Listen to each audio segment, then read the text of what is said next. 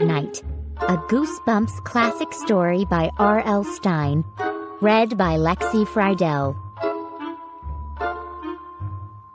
Chapter 1. "Hey, Jody! Wait up!" I turned and squinted into the bright sunlight. My brother, Mark, was still on the concrete train platform. The train had clattered off. I could see it snaking its way through the low green meadows in the distance. I turned to Stanley. Stanley is the hired man on my grandparents' farm. He stood beside me, carrying both suitcases. "Look in the dictionary for the word slowpoke," I said, "and you'll see Mark's picture." Stanley smiled at me. "I like the dictionary, Jody," he said. "Sometimes I read it for hours." "Hey, Mark! Get a move on!" I cried. But he was taking his good time, walking slowly, in a daze, as usual. I tossed my blonde hair behind my shoulders and turned back to Stanley. Mark and I hadn't visited the farm for a year, but Stanley still looked the same. He's so skinny. "Like a noodle," my grandma always says. His denim overalls always look 5 sizes too big on him. Stanley is about 40 or 45, I think. He wears his dark hair in a crew cut, shaved close to his head. His ears are huge. They stick way out and are always bright red. And he has big round brown eyes that remind me of puppy eyes. Stanley isn't very smart. Grandpa Kurt always says that Stanley isn't working with a full 100 watts. But Mark and I really like him. He has a quiet sense of humor. And he is kind and gentle and friendly and always has lots of amazing things to show us whenever we visit the farm. "You look nice, Jody," Stanley said, his cheeks turning as red as his ears. "How old are you now?" 12, I told him, and Mark is 11. He thought about it. "That makes 23, he joked. We both laughed. You never know what Stanley is going to say. "I think I stepped in something gross," Mark complained, catching up to us. I always know what Mark is going to say. My brother only knows 3 words: cool, weird, and gross. Really, that's his whole vocabulary. As a joke, I gave him a dictionary for his last birthday. "You're weird," Mark said when I handed it to him. "What a gross gift." He scraped his white high tops on the ground as we followed Stanley to the beat-up red pickup truck. "Carry my backpack for me," Mark said, trying to shove the bulging backpack at me. "No way," I told him. "Carry it yourself." The backpack contained his iPod, comic books, his Game Boy, and at least 50 game cartridges. I knew he planned to spend the whole month lying in the hammock on the screened-in back porch of the farmhouse, listening to music and playing video games. Well, no way. Mom and Dad said it was my job to make sure Mark got outside and enjoyed the farm. We were so cooped up in the city all year. That's why they sent us to visit Grandpa Kurt and Grandma Miriam for a month each summer, to enjoy the great outdoors. We stopped beside the truck while Stanley searched his overall pockets for the key. "It's going to get pretty hot today," Stanley said, "unless it cools down." A typical Stanley weather report. I gazed out at the wide, grassy field beyond the small train station parking lot. Thousands of tiny white puffballs floated up against the clear blue sky. It was so beautiful. Naturally, I sneezed. I love visiting my grandparents' farm. My only problem is, I'm allergic to just about everything on it. So Mom packed several bottles of my allergy medicine for me, and lots of tissues. Gesundheit, Stanley said. He tossed our 2 suitcases in the back of the pickup. Mark slid his backpack in, too. Can I ride in back? He asked. He loves to lie flat in the back, staring up at the sky and bumping up and down really hard. Stanley is a terrible driver. He can't seem to concentrate on steering and driving at the right speed at the same time. So there are always lots of quick turns and heavy bumps. Mark lifted himself into the back of the pickup and stretched out next to the suitcases. I climbed in front beside Stanley. A short while later, we were bouncing along the narrow, twisting road that led to the farm. I stared out the dusty window at the passing meadows and farmhouses. Everything looked so green and alive.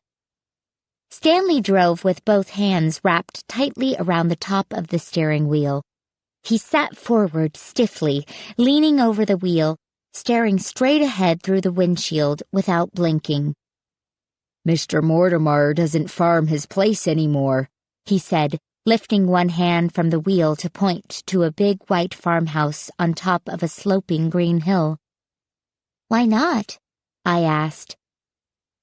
Because he died, Stanley replied solemnly. See what I mean? You never know what Stanley is going to say.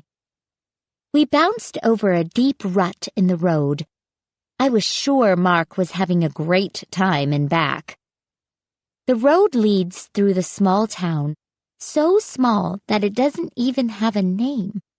The farmers have always called it town.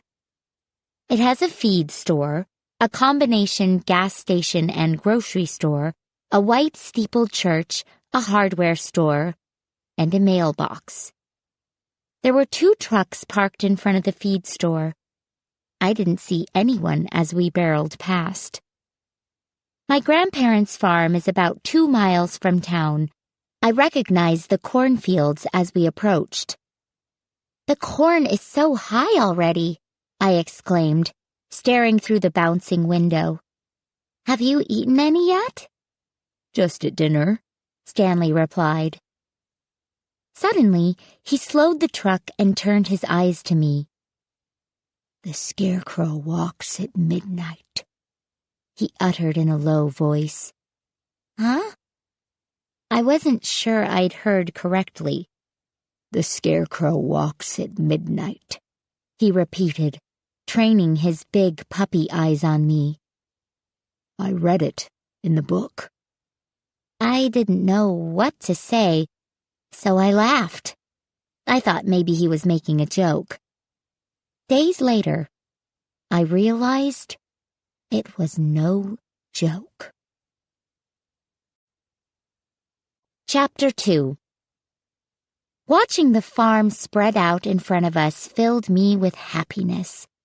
It's not a big farm or a fancy farm, but I like everything about it. I like the barn with its sweet smells. I like the low mooing sounds of the cows way off in the far pasture.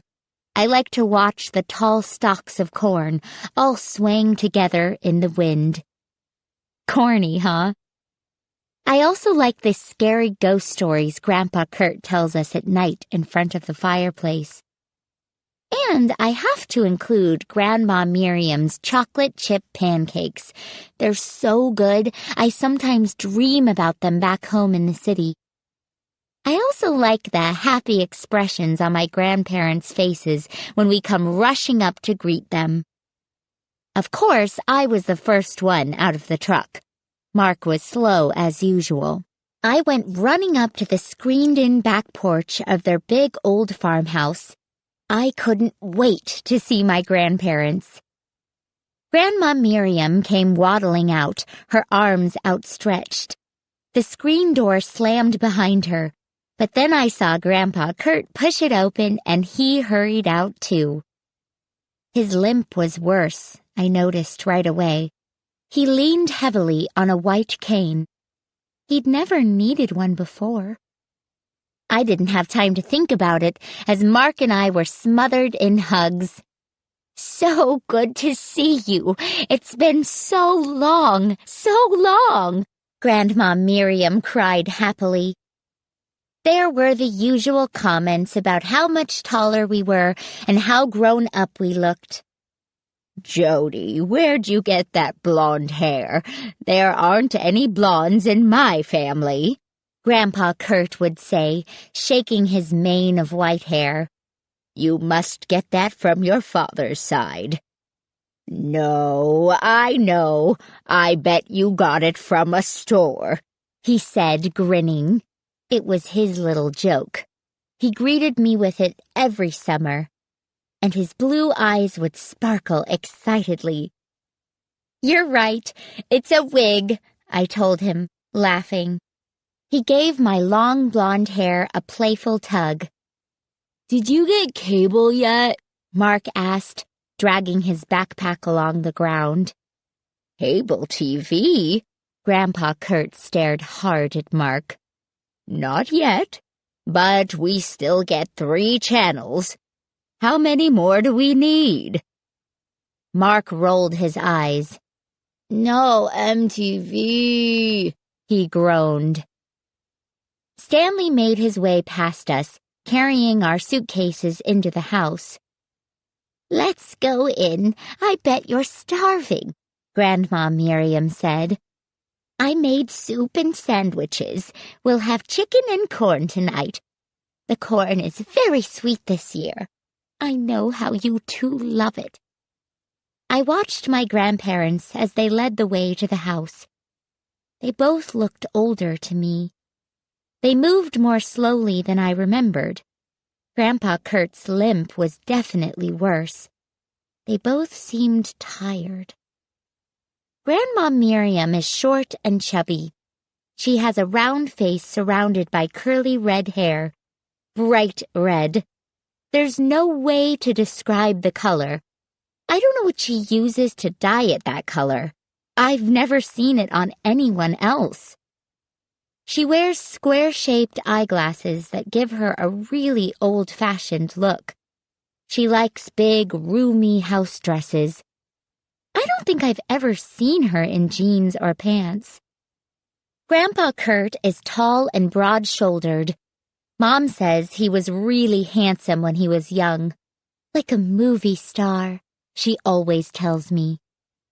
Now he has wavy white hair, still very thick, that he wets and slicks down flat on his head. He has sparkling blue eyes that always make me smile, and white stubble on his slender face. Grandpa Kurt doesn't like to shave. Today he was wearing a long-sleeved red and green plaid shirt buttoned to the collar, despite the hot day, and baggy jeans, stained on one knee, held up by white suspenders. Lunch was fun. We sat around the long kitchen table. Sunlight poured in through the big window. I could see the barn in back and the cornfield stretching behind it. Mark and I told all our news about school, about my basketball team going to the championships, about our new car, about Dad growing a mustache. For some reason, Stanley thought that was very funny. He was laughing so hard he choked on his split pea soup, and Grandpa Kurt had to reach over and slap him on the back. It's hard to know what will crack Stanley up. As Mark would say, Stanley is definitely weird. All through lunch, I kept staring at my grandparents. I couldn't get over how much they had changed in 1 year. They seemed so much quieter, so much slower. That's what it means to get older, I told myself. Stanley will have to show you his scarecrows, Grandma Miriam said, passing the bowl of potato chips. Won't you, Stanley? Grandpa Kurt cleared his throat loudly. I had the feeling he was telling Grandma Miriam to change the subject or something. I made them, Stanley said, grinning proudly. He turned his big eyes on me. The book? It told me how. Are you still taking guitar lessons? Grandpa Kurt asked Mark. I could see that, for some reason, Grandpa Kurt didn't want to talk about Stanley's scarecrows. Yeah, Mark answered with a mouthful of potato chips. But I sold my acoustic. I switched to electric. You mean you have to plug it in? Stanley asked. He started to giggle, as if he had just cracked a funny joke. What a shame you didn't bring your guitar, Grandma Miriam said to Mark. No, it isn't, I teased. The cows would start giving sour milk. Shut up, Jody, Mark snapped. He has no sense of humor. They already do give sour milk, Grandpa Kurt muttered, lowering his eyes. Bad luck. When cows give sour milk, it means bad luck, Stanley declared, his eyes widening, his expression suddenly fearful. It's okay, Stanley, Grandma Miriam assured him quickly, placing a hand gently on his shoulder. Grandpa Kurt was only teasing. If you kids are finished, why not go with Stanley? Grandpa Kurt said. He'll give you a tour of the farm. You always enjoy that. He sighed. I'd go along, but my leg, it's been acting up again. Grandma Miriam started to clear the dishes. Mark and I followed Stanley out the back door. The grass in the backyard had recently been mowed. The air was heavy with its sweet smell. I saw a hummingbird fluttering over the flower garden beside the house. I pointed it out to Mark, but by the time he turned, it had hummed away. At the back of the long green yard stood the old barn. Its white walls were badly stained and peeling. It really needed a paint job. The doors were open, and I could see square bales of straw inside. Far to the right of the barn, almost to the cornfields, stood the small guest house where Stanley lived with his teenage son, Sticks. Stanley, where's Sticks? I asked. Why wasn't he at lunch? Went to town, Stanley answered quietly. Went to town, riding on a pony. Mark and I exchanged glances. We never can figure Stanley out. Poking up from the cornfield stood some dark figures, the scarecrows Grandma Miriam had started to talk about. I stared out at them, shielding my eyes from the sun with one hand. So many scarecrows, I exclaimed. Stanley, last summer there was only one. Why are there so many now? He didn't reply. He didn't seem to hear me. He had a black baseball cap pulled down low over his forehead. He was taking long strides, leaning forward with that stork-like walk of his hands shoved into the pockets of his baggy denim overalls. We've seen the farm 100 times, Mark complained, whispering to me. Why do we have to take the grand tour again? Mark, cool your jets, I told him. We always take a tour of the farm. It's a tradition. Mark grumbled to himself. He really is lazy. He never wants to do anything. Stanley led the way past the barn into the cornfields. The stalks were way over my head. Their golden tassels gleamed in the bright sunlight. Stanley reached up and pulled an ear off the stalk. Let's see if it's ready, he said, grinning at Mark and me. He held the ear in his left hand and started to shuck it with his right. After a few seconds, he pulled the husk away, revealing the ear of corn inside. I stared at it and let out a horrified cry. Chapter 3. Ah, it's disgusting! I shrieked. Gross! I heard Mark groan. The corn was a disgusting brown color, and it was moving on the cob, wriggling, squirming. Stanley raised the corn to his face to examine it, and I realized it was covered with worms. Hundreds of wiggling brown worms. No! Stanley cried in horror. He let the ear of corn drop to the ground at his feet. That's bad luck. The book says so. That's very bad luck. I stared down at the ear of corn. The worms were wriggling off the cob onto the dirt. It's okay, Stanley, I told him. I only screamed because I was surprised. This happens sometimes. Sometimes worms get into the corn. Grandpa told me. No, it's bad, Stanley insisted in a trembling voice. His red ears were aflame. His big eyes revealed his fear. The book. It says so. What book? Mark demanded. He kicked the wormy ear of corn away with the toe of his high top. My book, Stanley replied mysteriously. My superstition book. Uh-oh, I thought. Stanley shouldn't have a book about superstitions.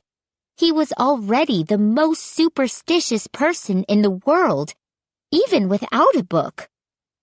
You've been reading a book about superstitions?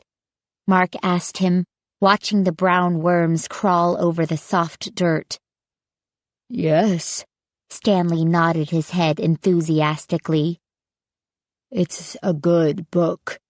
It tells me everything, and it's all true. All of it. He pulled off his cap and scratched his stubby hair. I've got to check the book. I've got to see what to do about the corn. The bad corn. He was getting pretty worked up. It was making me feel a little scared. I've known Stanley my whole life. I think he's worked for Grandpa Kurt for more than 20 years. He's always been strange, but I'd never seen him get so upset about something as unimportant as a bad ear of corn. Show us the scarecrows, I said, trying to get his mind off the corn. Yeah, let's see them, Mark joined in. Okay, the scarecrows, Stanley nodded. Then he turned, still thinking hard, and began leading the way through the tall rows of corn stalks. The stalks creaked and groaned as we passed by them. It was kind of an eerie sound. Suddenly, a shadow fell over me. One of the dark scarecrows rose up in front of us. It wore a tattered black coat stuffed with straw. Its arms stretched stiffly out at its sides. The scarecrow was tall, towering over my head. Tall enough to stand over the high corn stalks. Its head was a faded burlap bag filled with straw. Evil black eyes and a menacing frown had been painted on thickly in black paint. A battered old-fashioned hat rested on its head. You made these? I asked Stanley. I could see several other scarecrows poking up from the corn. They all stood in the same stiff position. They all had the same menacing frown. He stared up at the scarecrow's face. I made them, he said in a low voice. The book showed me how. They're pretty scary looking, Mark said, standing close beside me. He grabbed the scarecrow's straw hat and shook it. What's up? Mark asked it. The scarecrow walks at midnight, Stanley said, repeating the phrase he had used at the train station. Mark was trying to slap the scarecrow a high five. What does that mean? I asked Stanley. The book told me how, Stanley replied, keeping his eyes on the dark painted face on the burlap bag. The book told me how to make them walk. Huh? You mean you make the scarecrows walk? I asked, very confused. Stanley's dark eyes locked on mine. Once again, he got that very solemn expression on his face. I know how to do it. The book has all the words. I stared back at him, totally confused. I didn't know what to say. I made them walk, Jody, Stanley continued in a voice just above a whisper. I made them walk last week, and now I'm the boss. Huh? The boss of the scarecrows? I stammered. What do you mean? I stopped when, out of the corner of my eye, I saw the scarecrow's arm move. The straw crinkled as the arm slid up. Then I felt rough straw brush against my face as the dry scarecrow arm moved to my throat. Chapter 4. The prickly straw, poking out of the sleeve of the black coat, scraped against my neck. I let out a shrill scream. "It's alive!" I cried in panic, diving to the ground, scrambling away on all fours. I turned back to see Mark and Stanley calmly watching me. Hadn't they seen the scarecrow try to choke me? Then Stanley's son, Sticks, stepped out from behind the scarecrow, a gleeful grin on his face. "Sticks, you creep!" I cried angrily. I knew at once that he had moved the scarecrow's arm. You city kids sure scare easy, Sticks said, his grin growing wider. He reached down to help me to my feet. You really thought the scarecrow moved, didn't you, Jody? He said accusingly. I can make the scarecrows move, Stanley said, pulling the cap down lower on his forehead. I can make them walk. I did it. It's all in the book. Stick's smile faded. The light seemed to dim from his dark eyes. Yeah, sure, Dad, he murmured. Sticks is 16. He is tall and lanky. He has long, skinny arms and legs. That's how he got the nickname Sticks. He tries to look tough. He has long black hair down past his collar, which he seldom washes. He wears tight muscle shirts and dirty jeans ripped at the knees. He sneers a lot, and his dark eyes always seem to be laughing at you. He calls Mark and me the city kids. He always says it with a sneer. And he's always playing stupid jokes on us. I think he's kind of jealous of Mark and me.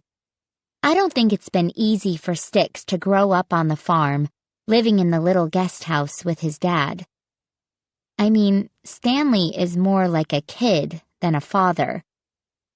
I saw you back there, Mark told Sticks. Well, thanks for warning me, I snapped at Mark. I turned back angrily to Sticks. I see you haven't changed at all. Great to see you too, Jody, he replied sarcastically. The city kids are back for another month with the Hicks. Sticks, what's your problem? I shot back. Be nice, Stanley muttered. The corn has ears, you know. We all stared at Stanley. Had he just made a joke? It was hard to tell with him. Stanley's face remained serious. His big eyes stared out at me through the shade of his cap. The corn has ears, he repeated. There are spirits in the field. Sticks shook his head unhappily. "Dad, you spend too much time with that superstition book," he muttered. "The book is all true," Stanley replied. "It's all true." Sticks kicked at the dirt. He raised his eyes to me. His expression seemed very sad. "Things are different here," he murmured. "Huh?" I didn't understand. "What do you mean?" Sticks turned to his father. Stanley was staring back at him, his eyes narrowed. Sticks shrugged and didn't reply. He grabbed Mark's arm and squeezed it.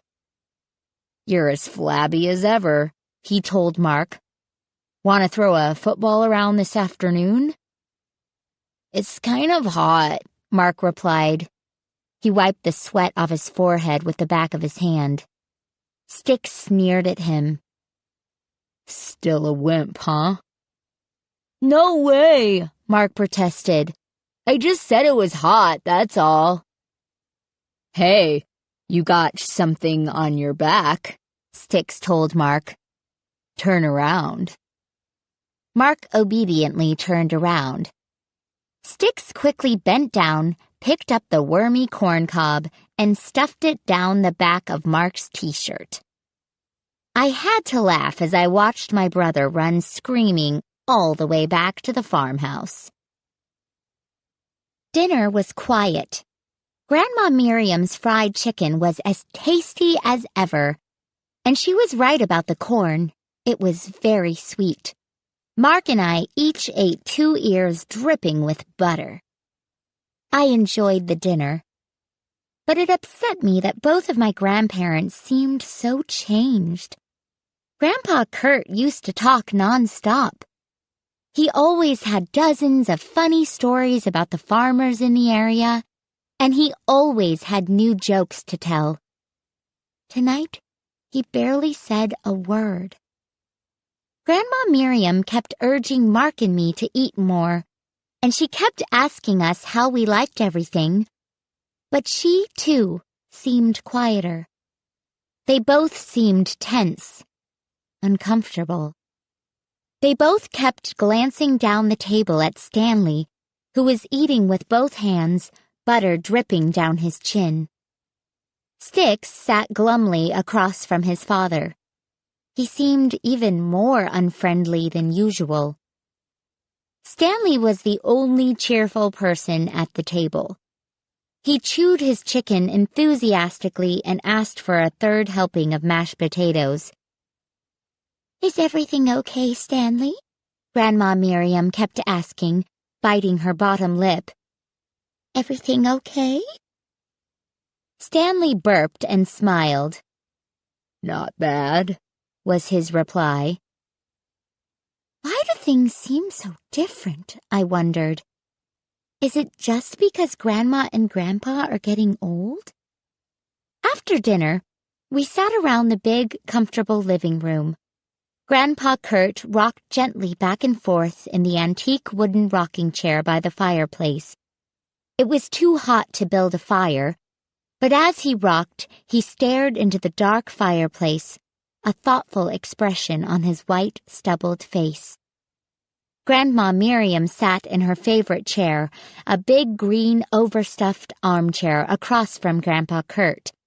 She had an unopened gardening magazine in her lap. Sticks, who had barely said 2 words the whole evening, disappeared. Stanley leaned against the wall, poking his teeth with a toothpick.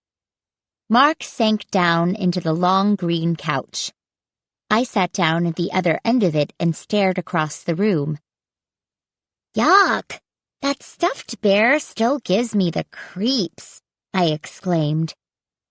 At the far end of the room, an enormous stuffed brown bear, about 8 feet tall, stood straight up on its hind legs.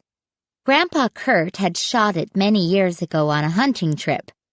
The bear's huge paws were extended, as if ready to pounce. "That was a killer bear," Grandpa Kurt remembered, rocking slowly, his eyes on the angry-looking beast. "He mauled 2 hunters before I shot him. I saved their lives." I shuddered and turned away from the bear. I really hated it. I don't know why Grandma Miriam let Grandpa Kurt keep it in the living room. "How about a scary story?" I asked Grandpa Kurt. He stared back at me, his blue eyes suddenly lifeless and dull. "Yeah, we've been looking forward to your stories," Mark chimed in. "Tell us the one about the headless boy in the closet." "No, tell a new one," I insisted eagerly. Grandpa Kurt rubbed his chin slowly. His eyes went to Stanley across the room. Then he cleared his throat nervously. "I'm kinda tired, kids," he said softly. "Think I'll just go to bed." "But no story?" I protested. He stared back at me with those dull eyes. "I don't really know any stories," he murmured. He slowly climbed to his feet and headed toward his room. What is going on here? I asked myself. What is wrong? Chapter 5. Upstairs in my bedroom later that night, I changed into a long nightshirt. The bedroom window was open, and a soft breeze invaded the room. I stared out the open window. A broad apple tree cast its shadow over the lawn. Where the grass ended, the cornfield stretched out under the glow of the full moon. The pale moonlight made the tall stalks shimmer like gold. The stalks cast long blue shadows over the field. Across the wide field, the scarecrows poked up stiffly like dark uniformed soldiers, their coat sleeves ruffled in the light breeze. Their pale burlap faces seemed to stare back at me. I felt a cold chill run down my back. So many scarecrows, at least a dozen of them, standing in straight rows, like an army ready to march. "The scarecrow walks at midnight." That's what Stanley had said in that low, frightening tone I had never heard him use before. I glanced at the clock on the bed table. Just past 10 o'clock. I'll be asleep by the time they walk, I thought. A crazy thought. I sneezed. It seems I'm allergic to the farm air both day and night. I stared at the long shadows cast by the scarecrows. A gust of wind bent the stalks, making the shadows roll forward like a dark ocean wave. And then I saw the scarecrows start to twitch. "Mark!" I screamed. "Mark! Come here! Hurry!" Chapter 6. Under the light of the full moon, I stared in horror as the dark scarecrows started to move. Their arms jerked. Their burlap heads lurched forward. All of them, in unison. All of the scarecrows were jerking, twitching, straining, as if struggling to pull free of their stakes. "Mark, hurry!" I screamed. I heard footsteps clomping rapidly down the hall. Mark burst breathlessly into my room. "Jody, what is it?" he cried. I motioned frantically for him to come to the window. As he stepped beside me, I pointed to the cornfields. "Look! The scarecrows!" He gripped the windowsill and leaned out the window. Over his shoulder, I could see the scarecrows twitch in unison. A cold shudder made me wrap my arms around myself. "It's the wind," Mark said, stepping back from the window. "What's your problem, Jody? It's just the wind blowing them around." You You're wrong, Mark, I stammered, still hugging myself. Look again. He rolled his eyes and sighed. But he turned back and leaned out the window. He gazed out at the field for a long time. Don't you see? I demanded shrilly. They're all moving together. Their arms, their heads, all moving together. When Mark pulled back from the window, his blue eyes were wide and fearful. He stared at me thoughtfully and didn't say a word. Finally, he swallowed hard, and his voice came out low and frightened. We've got to tell Grandpa Kurt, he said. We rushed downstairs, but our grandparents had gone to bed. The bedroom door was closed. It was silent on the other side. Maybe we better wait till tomorrow morning, I whispered as Mark and I tiptoed back upstairs to our rooms. I think we'll be safe till then. We crept back to our rooms. I pushed the window shut and locked it. Out in the fields, the scarecrows were still twitching, still pulling at their stakes. With a shudder, I turned away from the window and plunged into the bed, pulling the old quilt up over my head. I slept restlessly, tossing under the heavy quilt. In the morning, I jumped eagerly from bed. I ran a brush through my hair and hurried down to breakfast. Mark was right behind me on the stairs. He was wearing the same jeans as yesterday and a red and black t-shirt. He hadn't bothered to brush his hair. It stood straight up and back. Pancakes! He managed to choke out. Mark is only good for one word at a time this early in the morning. But the word instantly cheered me up and made me forget for a moment about the creepy scarecrows. How could I have forgotten about Grandma Miriam's amazing chocolate chip pancakes? They are so soft, they really do melt in your mouth, and the warm chocolate mixed with the sweet maple syrup makes the most delicious breakfast I've ever eaten. As we hurried across the living room toward the kitchen, I sniffed the air, hoping to smell that wonderful aroma of pancake batter on the stove. But my nose was too stuffed up to smell anything. Mark and I burst into the kitchen at the same time. Grandpa Kurt and Stanley were already at the table. A big blue pot of coffee stood steaming in front of them. Stanley sipped his coffee. Grandpa Kurt had his face buried behind the morning newspaper. He glanced up and smiled as Mark and I entered. Everyone said good morning to everyone. Mark and I took our places at the table. We were so eager for the famous pancakes we were practically rubbing our hands together the way cartoon characters do. Imagine our shock when Grandma Miriam set down big bowls of cornflakes in front of us. I practically burst into tears. I glanced across the table at Mark. He was staring back at me, his face revealing his surprise and disappointment. Cornflakes? He asked in a high-pitched voice. Grandma Miriam had gone back to the sink.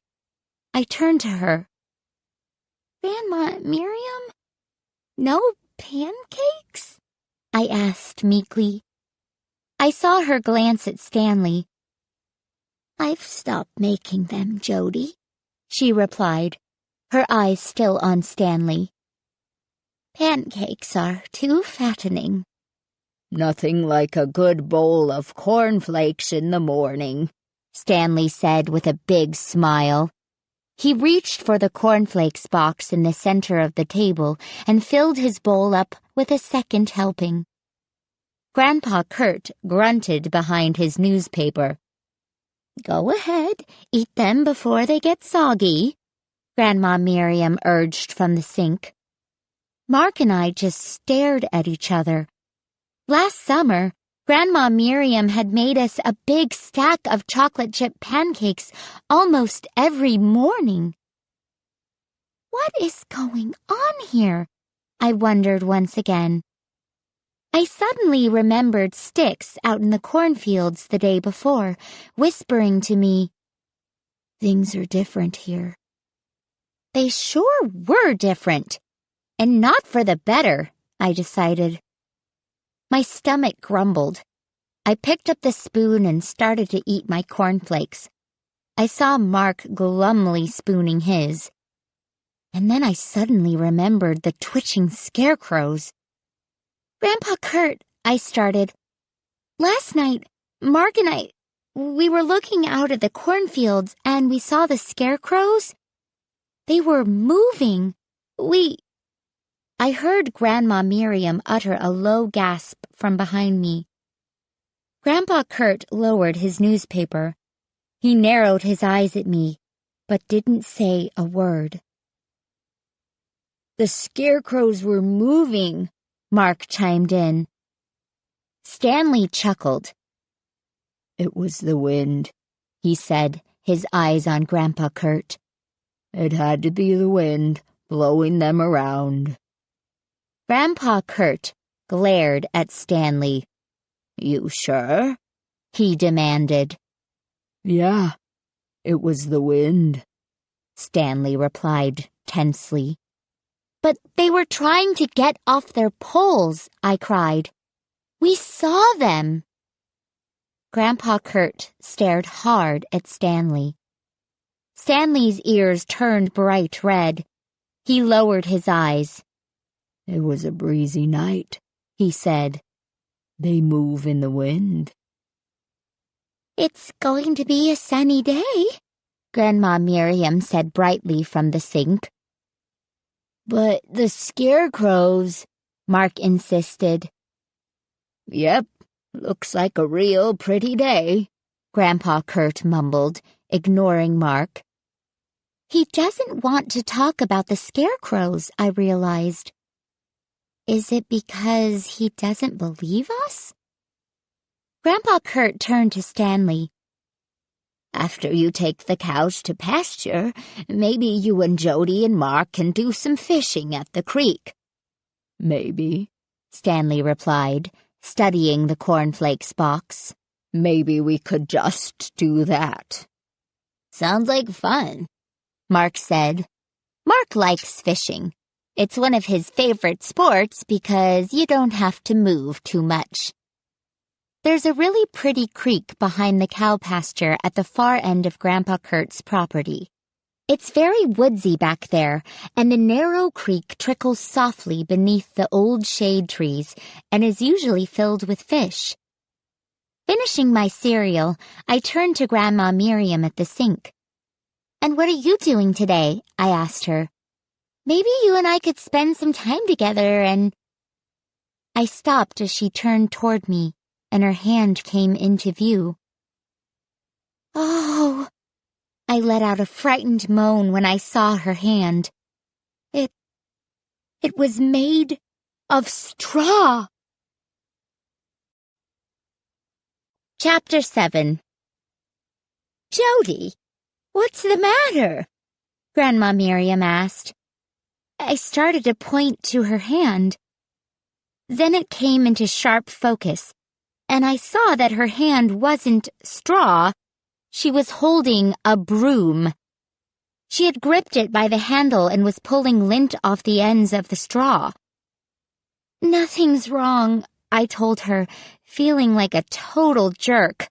I rubbed my eyes. "I've got to take my allergy medicine," I told her. "My eyes are so watery. I keep seeing things." I was seeing scarecrows everywhere I looked. I scolded myself for acting so crazy. "Stop thinking about scarecrows," I told myself. Stanley was right. The scarecrows had moved in the wind last night. It was just the wind. Stanley took us fishing later that morning. As we started off for the creek, he seemed in a really cheerful mood. He smiled as he swung the big picnic basket Grandma Miriam had packed for our lunch. "She put in all my favorites," Stanley said happily. He patted the basket with childish satisfaction. He had 3 bamboo fishing poles tucked under his left arm. He carried the big straw basket in his right hand. He refused to let Mark and me carry anything. The warm air smelled sweet. The sun beamed down in a cloudless blue sky. Blades of recently cut grass stuck to my white sneakers as we headed across the backyard. The medicine had helped. My eyes were much better. Stanley turned just past the barn and began walking quickly along its back wall. His expression turned solemn. He appeared to be concentrating hard on something. "Hey, where are we going?" I called, hurrying to keep up with him. He didn't seem to hear me. Taking long strides, swinging the straw picnic basket as he walked, he headed back in the direction we started from. "Hey, wait up!" Mark called breathlessly. My brother hates to hurry when he can take his time. "Stanley, wait!" I cried, tugging his shirt sleeve. "We're going around in circles." He nodded, his expression serious under the black baseball cap. "We have to circle the barn 3 times, he said in a low voice. "Huh? Why?" I demanded. We started our second turn around the barn. "It will bring us good luck with our fishing," Stanley replied. Then he added, "It's in the book. Everything is in the book." I opened my mouth to tell him this was really silly, but I decided not to. He seemed so serious about that superstition book of his. I didn't want to spoil it for him. Besides, Mark and I could use the exercise.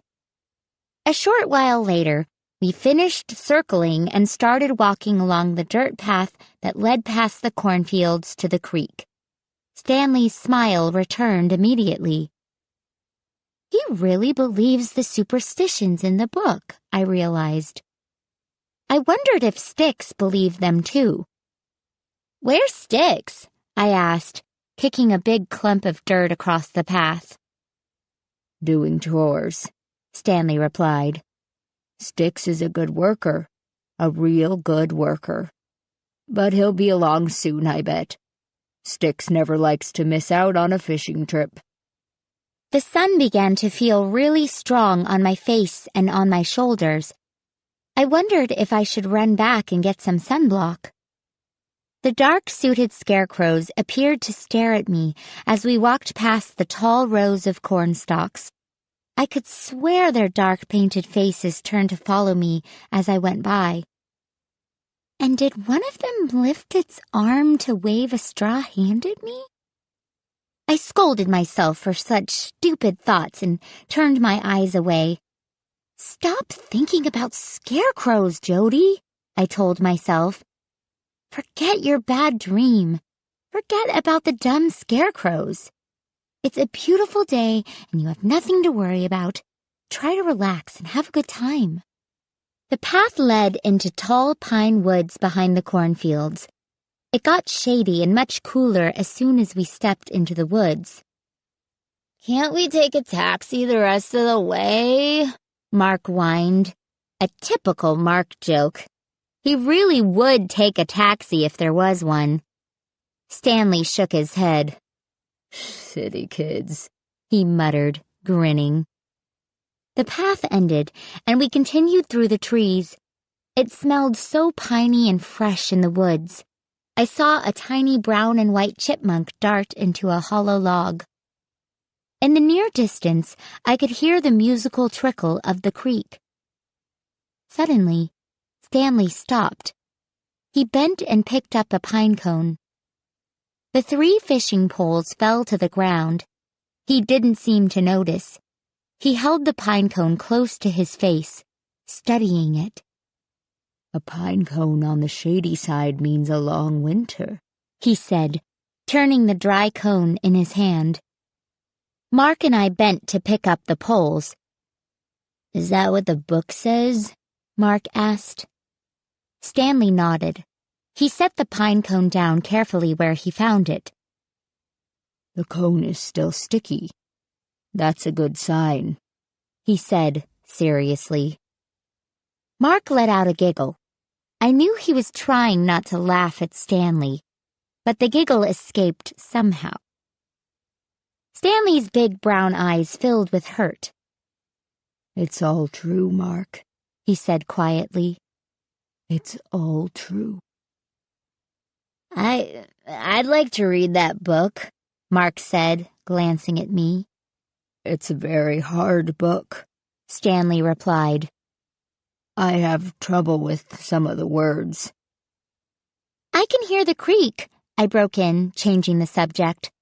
Let's go. I want to catch some fish before lunchtime. The clear water felt cold against my legs. The smooth rocks of the creek bed were slippery under my bare feet. All three of us had waded into the shallow creek. Mark had wanted to lie down on the grassy shore to fish, but I convinced him it was much more fun and much easier to catch something if you stand in the water. Yeah, I'll catch something, he grumbled as he rolled up the cuffs of his jeans. I'll catch pneumonia.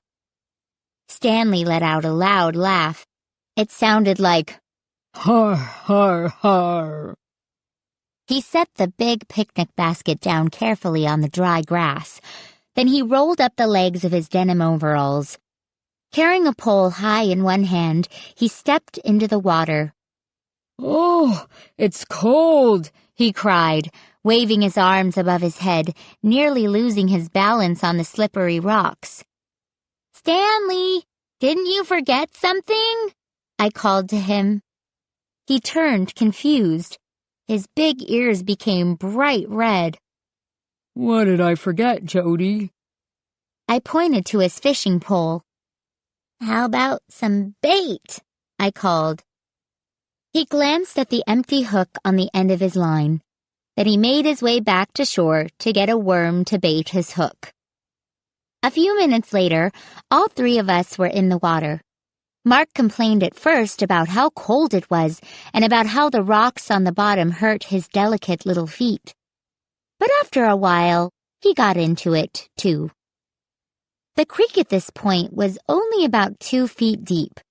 The water was very clear and trickled rapidly, making little swirls and dips over the rocky bottom. I lowered my line into the water and watched the red plastic float bob on the surface. If it started to sink, I'd know I had a bite. The sun felt warm on my face. The cool water flowed past pleasantly. I wish it were deep enough to swim here, I thought. Hey, I've got something, Mark cried excitedly. Stanley and I turned and watched him tug up his line. Mark pulled with all his might. It's a big one, I think, he said.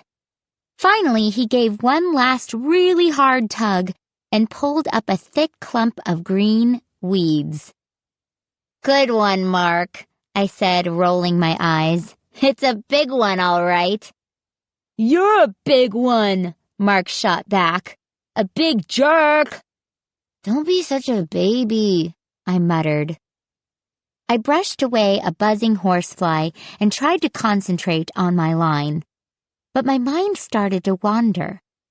It always does when I'm fishing. I found myself thinking about the tall scarecrows in the field.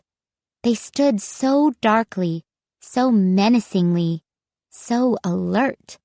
Their painted faces all had the same hard stare.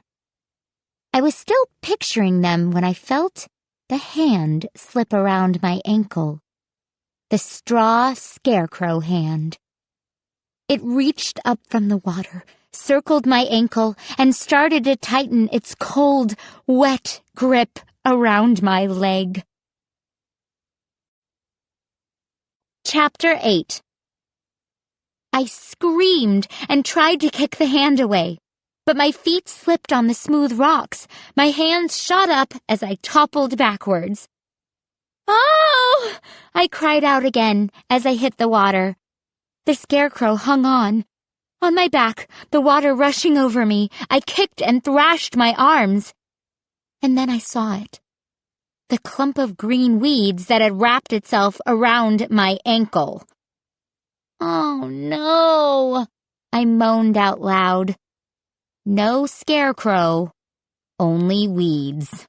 I lowered my foot to the water. I didn't move. I just lay there on my back, waiting for my heart to stop pounding, feeling once again like a total jerk. I glanced up at Mark and Stanley. They were staring down at me, too startled to laugh. Don't say a word, I warned them, struggling to my feet. I'm warning you, don't say a word. Mark snickered, but he obediently didn't say anything. I didn't bring a towel, Stanley said with concern. I'm sorry, Jody. I didn't know you wanted to swim. That made Mark burst out in loud guffaws. I shot Mark a warning stare. My t-shirt and shorts were soaked. I started to shore, carrying the pole awkwardly in front of me. I don't need a towel, I told Stanley. It feels good. Very refreshing. You scared away all the fish, Jody, Mark complained. No, you scared them away.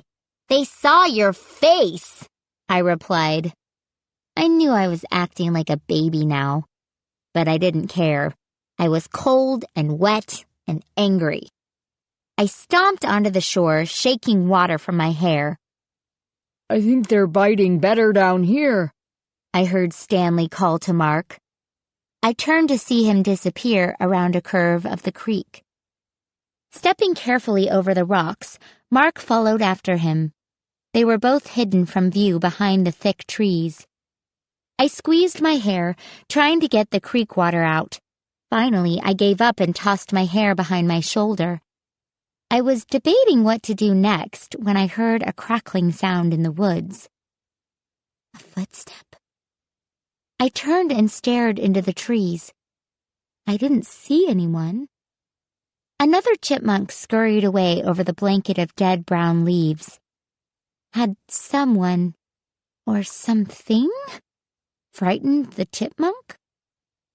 I listened hard. Another crackling footstep, rustling sounds. Who's there? I called. The low brushes rustled in reply. Sticks? Is that you? Sticks? My voice trembled. No reply. It has to be Sticks, I told myself. This is Grandpa Kurt's property. No one else would be back here. Sticks! Stop trying to scare me! I shouted angrily. No reply. Another footstep. The crack of a twig. More rustling sounds. Closer now. Sticks! I know it's you! I called uncertainly. I'm really tired of your dumb tricks. Sticks! My eyes stared straight ahead into the trees. I listened. Silence now. Heavy silence. And then I raised my hand to my mouth as I saw the dark figure poke out from the shade of two tall pines. Sticks? I squinted into the deep blue shadows. I saw the bulging dark coat, the faded burlap head, the dark fedora hat tilted over the black, painted eyes. I saw the straw poking out under the jacket, the straw sticking out from the long jacket sleeves. A scarecrow. A scarecrow that had followed us? Followed us to the creek? Squinting hard into the shadows, staring at its evil, frozen grin, I opened my mouth to scream, but no sound came out. Chapter 9. And then a hand grabbed my shoulder. "Oh!" I let out a cry and spun around. Stanley stared at me with concern. He and Mark had come up behind me. "Jody, what's the matter?" Stanley asked. "Mark and I, we thought we heard you calling." "What's up?" Mark asked casually. The line on his fishing pole had become tangled, and he was working to untangle it. "Did you see a squirrel or something?" "No, My heart was pounding so hard I could barely speak.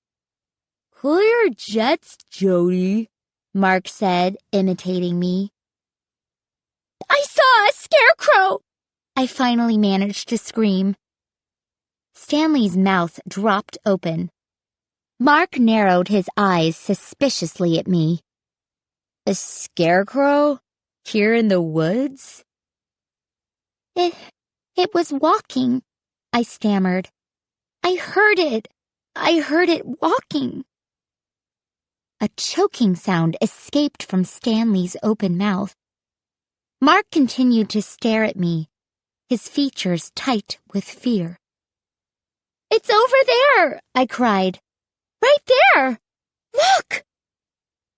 I pointed, but it was gone. Chapter 10. Stanley stared hard at me, his big brown eyes filled with confusion. "I saw it," I insisted. "Between those two trees." I pointed again. "You did? A scarecrow? Really?" Stanley asked.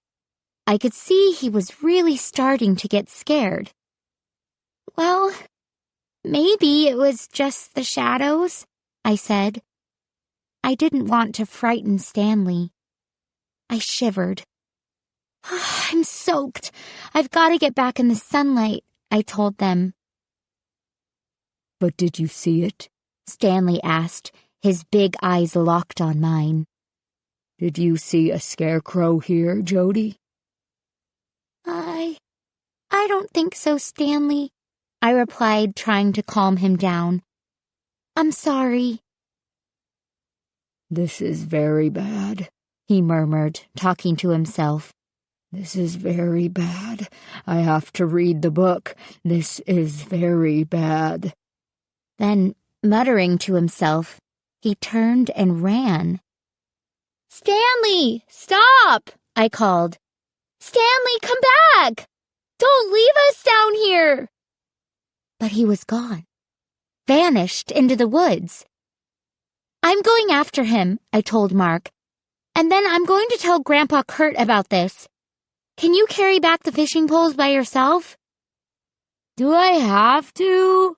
Mark whined. "My brother is so lazy." I told him he had to. Then I went running along the path through the woods toward the farmhouse. My heart pounded as I reached the cornfields. The dark-coated scarecrows appeared to stare at me. As my sneakers thudded on the narrow dirt path, I imagined the straw arms reaching for me, reaching to grab me and pull me into the corn. But the scarecrows kept their silent, still watch over the corn stalks. They didn't move or twitch as I hurtled past. Up ahead, I saw Stanley running to his little house.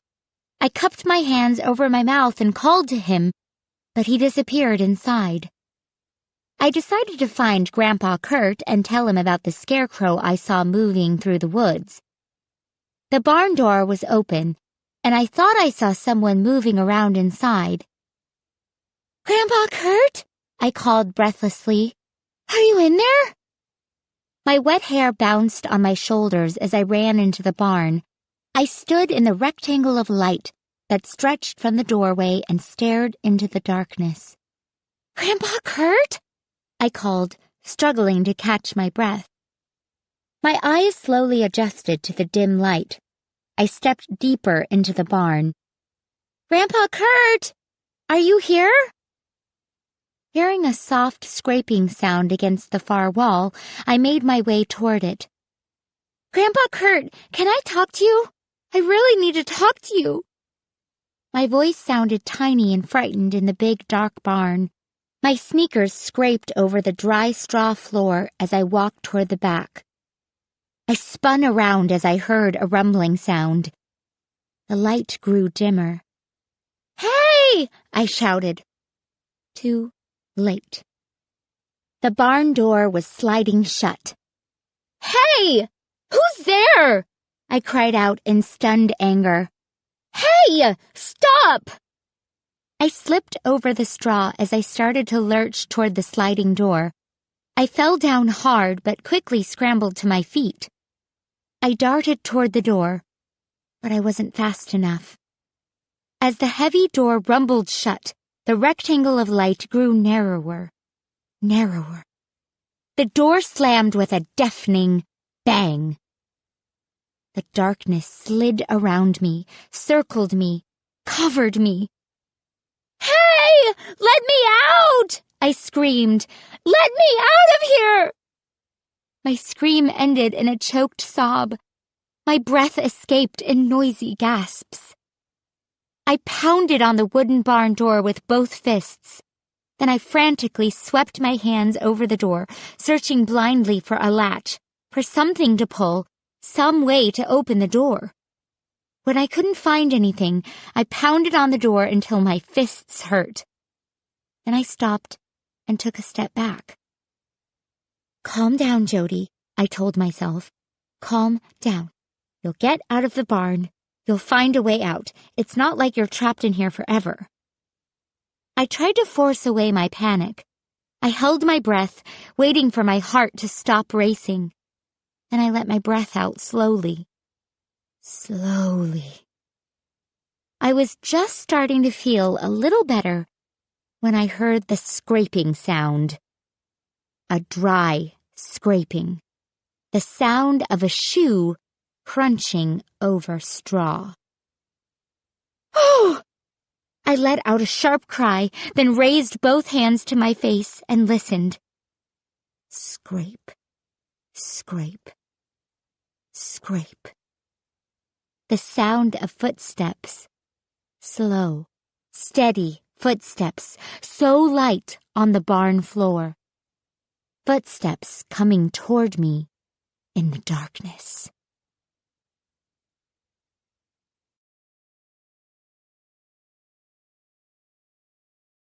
Chapter 11. Who's there?" I choked out, my voice a hushed whisper. No reply. Scrape, scrape, scrape. The soft, scratchy footsteps came closer. "Who is it?" I cried shrilly. No reply. I stared into the darkness. I couldn't see a thing. Scrape, scrape. Whoever, or whatever, was moving steadily toward me. I took a step back, then another. I tried to cry out, but my throat was choked with fear. I let out a terrified gasp as I backed into something. In my panic, it took me a few seconds to realize that it was only a wooden ladder. The ladder that led up to the hayloft. The footsteps crunched closer. Closer. "Please," I uttered in a tiny, choked voice. "Please, don't." Closer. Closer. Scraping toward me through the heavy darkness. I gripped the sides of the ladder. "Please, leave me alone." Before I realized what I was doing, I was pulling myself up the ladder. My arms trembled, and my legs felt as if they each weighed 1,000 pounds. But I scrambled, rung by rung, toward the hayloft, away from the frightening, scraping footsteps down below. When I reached the top, I lay flat on the hayloft floor. I struggled to listen, to hear the footsteps over the loud pounding of my heart. Was I being followed? Was the thing chasing me up the ladder? I held my breath. I listened. Scrabbling sounds, scraping footsteps. Go away! I screamed frantically. Whoever you are, go away! But the sounds continued, dry and scratchy, like straw brushing against straw. Scrambling to my knees, I turned to the small square hayloft window. Sunlight filtered in through the window. The light made the hay strewn over the floor gleam like slender strands of gold. My heart was still pounding. I crawled to the window. Yes, the heavy rope was still tied to the side. The rope that Mark and I always used to swing down to the ground. I can get out of here, I told myself happily. I can grab the rope and swing out of the hayloft. I can escape. Eagerly, I grabbed the rope with both hands.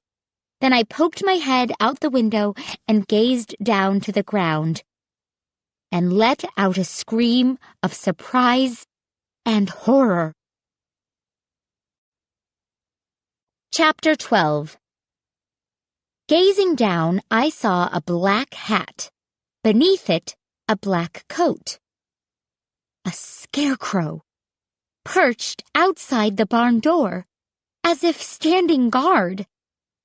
It jerked its arms and legs at the sound of my scream. And as I stared in disbelief, it hurried around the side of the barn, hobbling on its straw legs, its arms flapping at its sides. I blinked several times. Was I seeing things? My hands were cold and wet. I gripped the rope more tightly. Taking a deep breath, I plunged out of the small square window. The heavy rope swung out over the front of the barn. Down, down, I hit the ground hard, landing on my feet. Ow! I cried out as the rope cut my hands. I let go and ran around to the side of the barn. I wanted to catch up to that scarecrow. I wanted to see if it really was a scarecrow that could run. Ignoring my fear, I ran as fast as I could. No sign of him on this side of the barn. My chest began to ache. My temples throbbed. I turned the corner and headed around the back of the barn, searching for the fleeing scarecrow, and ran right into Sticks. Hey! We both shouted in surprise as we collided. I frantically untangled myself from him. Staring past him, I saw that the scarecrow had vanished. What's the hurry? Sticks demanded. You practically ran me over. He was wearing faded denim jeans, slashed at both knees, and a faded purple muscle shirt that only showed off how skinny he was. His black hair was tied in a short ponytail. A scarecrow, I stammered. And then, that instant, I knew. In that instant, I solved the whole mystery of the scarecrows. Chapter 13. It hadn't been a scarecrow. It was Sticks, in the woods down by the creek, and now outside the barn. Sticks, playing another one of his mean tricks. And I was suddenly certain that Sticks had somehow made the scarecrows twitch and pull on their stakes last night. Sticks just loved fooling the city kids. Ever since Mark and I had been little, he'd played the scariest, meanest practical jokes on us. Sometimes Sticks could be a nice guy, but he had a real cruel streak. I thought you were fishing, he said casually. Well, I'm not, I snapped. Sticks, why do you keep trying to scare us? Huh? He pretended he didn't know what I was talking about. Sticks, give me a break, I muttered. I know you were the scarecrow just now. I'm not stupid. "Scarecrow? What's Scarecrow?" he asked, giving me a wide-eyed, innocent expression. "You were dressed as a scarecrow," I accused him. "Or else you carried one here and pulled it on a string or something." "You're totally crazy," Styx replied angrily. "Have you been out in the sun too long?" "Styx, give up," I said. "Why are you doing this? Why do you keep trying to scare Mark and me? You scared your dad, too." "Jody, you're nuts," he exclaimed. "I really don't have time to be dressing up in costumes just to amuse you and your brother." "Styx, you're not fooling me," I insisted. I stopped short when I saw Styx's expression change. "Dad," he cried, suddenly frightened. "Dad!" "You say he was scared?" I nodded. "I've got to find him," Styx exclaimed frantically. He could do something terrible." "Styx, your joke has gone far enough," I cried. "Just stop it!" But he was already running toward the front of the barn, calling for his father, his voice shrill and frantic. Styx didn't find his dad until dinner time. That's the next time I saw him, too, just before dinner. He was carrying his big superstition book, holding it tightly under his arm. "Jody," he whispered, motioning for me to come close. His face was red. His dark eyes revealed his excitement. "Hi, Stanley," I whispered back uncertainly. "Don't tell Grandpa Kurt about the scarecrow," Stanley whispered. "Huh?" Stanley's request caught me off guard. "Don't tell your grandpa," Stanley repeated. "It will only upset him. We don't want to frighten him, do we?" "But, Stanley," I started to protest.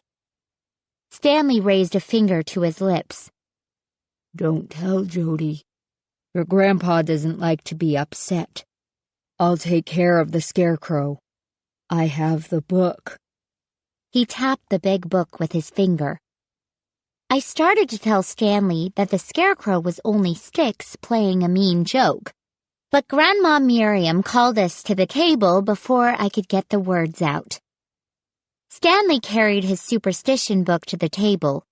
Every few bites he would pick up the big black book and read a few paragraphs. He moved his lips as he read, but I was sitting down at the other end of the table and couldn't make out any of the words. Styx kept his eyes down on his plate and hardly said a word. I think he was really embarrassed that his father was reading the superstition book at the dinner table. But Grandpa Kurt and Grandma Miriam didn't act the least bit surprised. They talked cheerfully to Mark and me and kept passing us more food, as if they didn't even notice Stanley's behavior. I really wanted to tell Grandpa Kurt about how Styx was trying to scare Mark and me, but I decided to listen to Stanley and not upset my grandfather. Besides, I could deal with Styx if I had to. He thought he was so tough, but I wasn't the least bit afraid of him.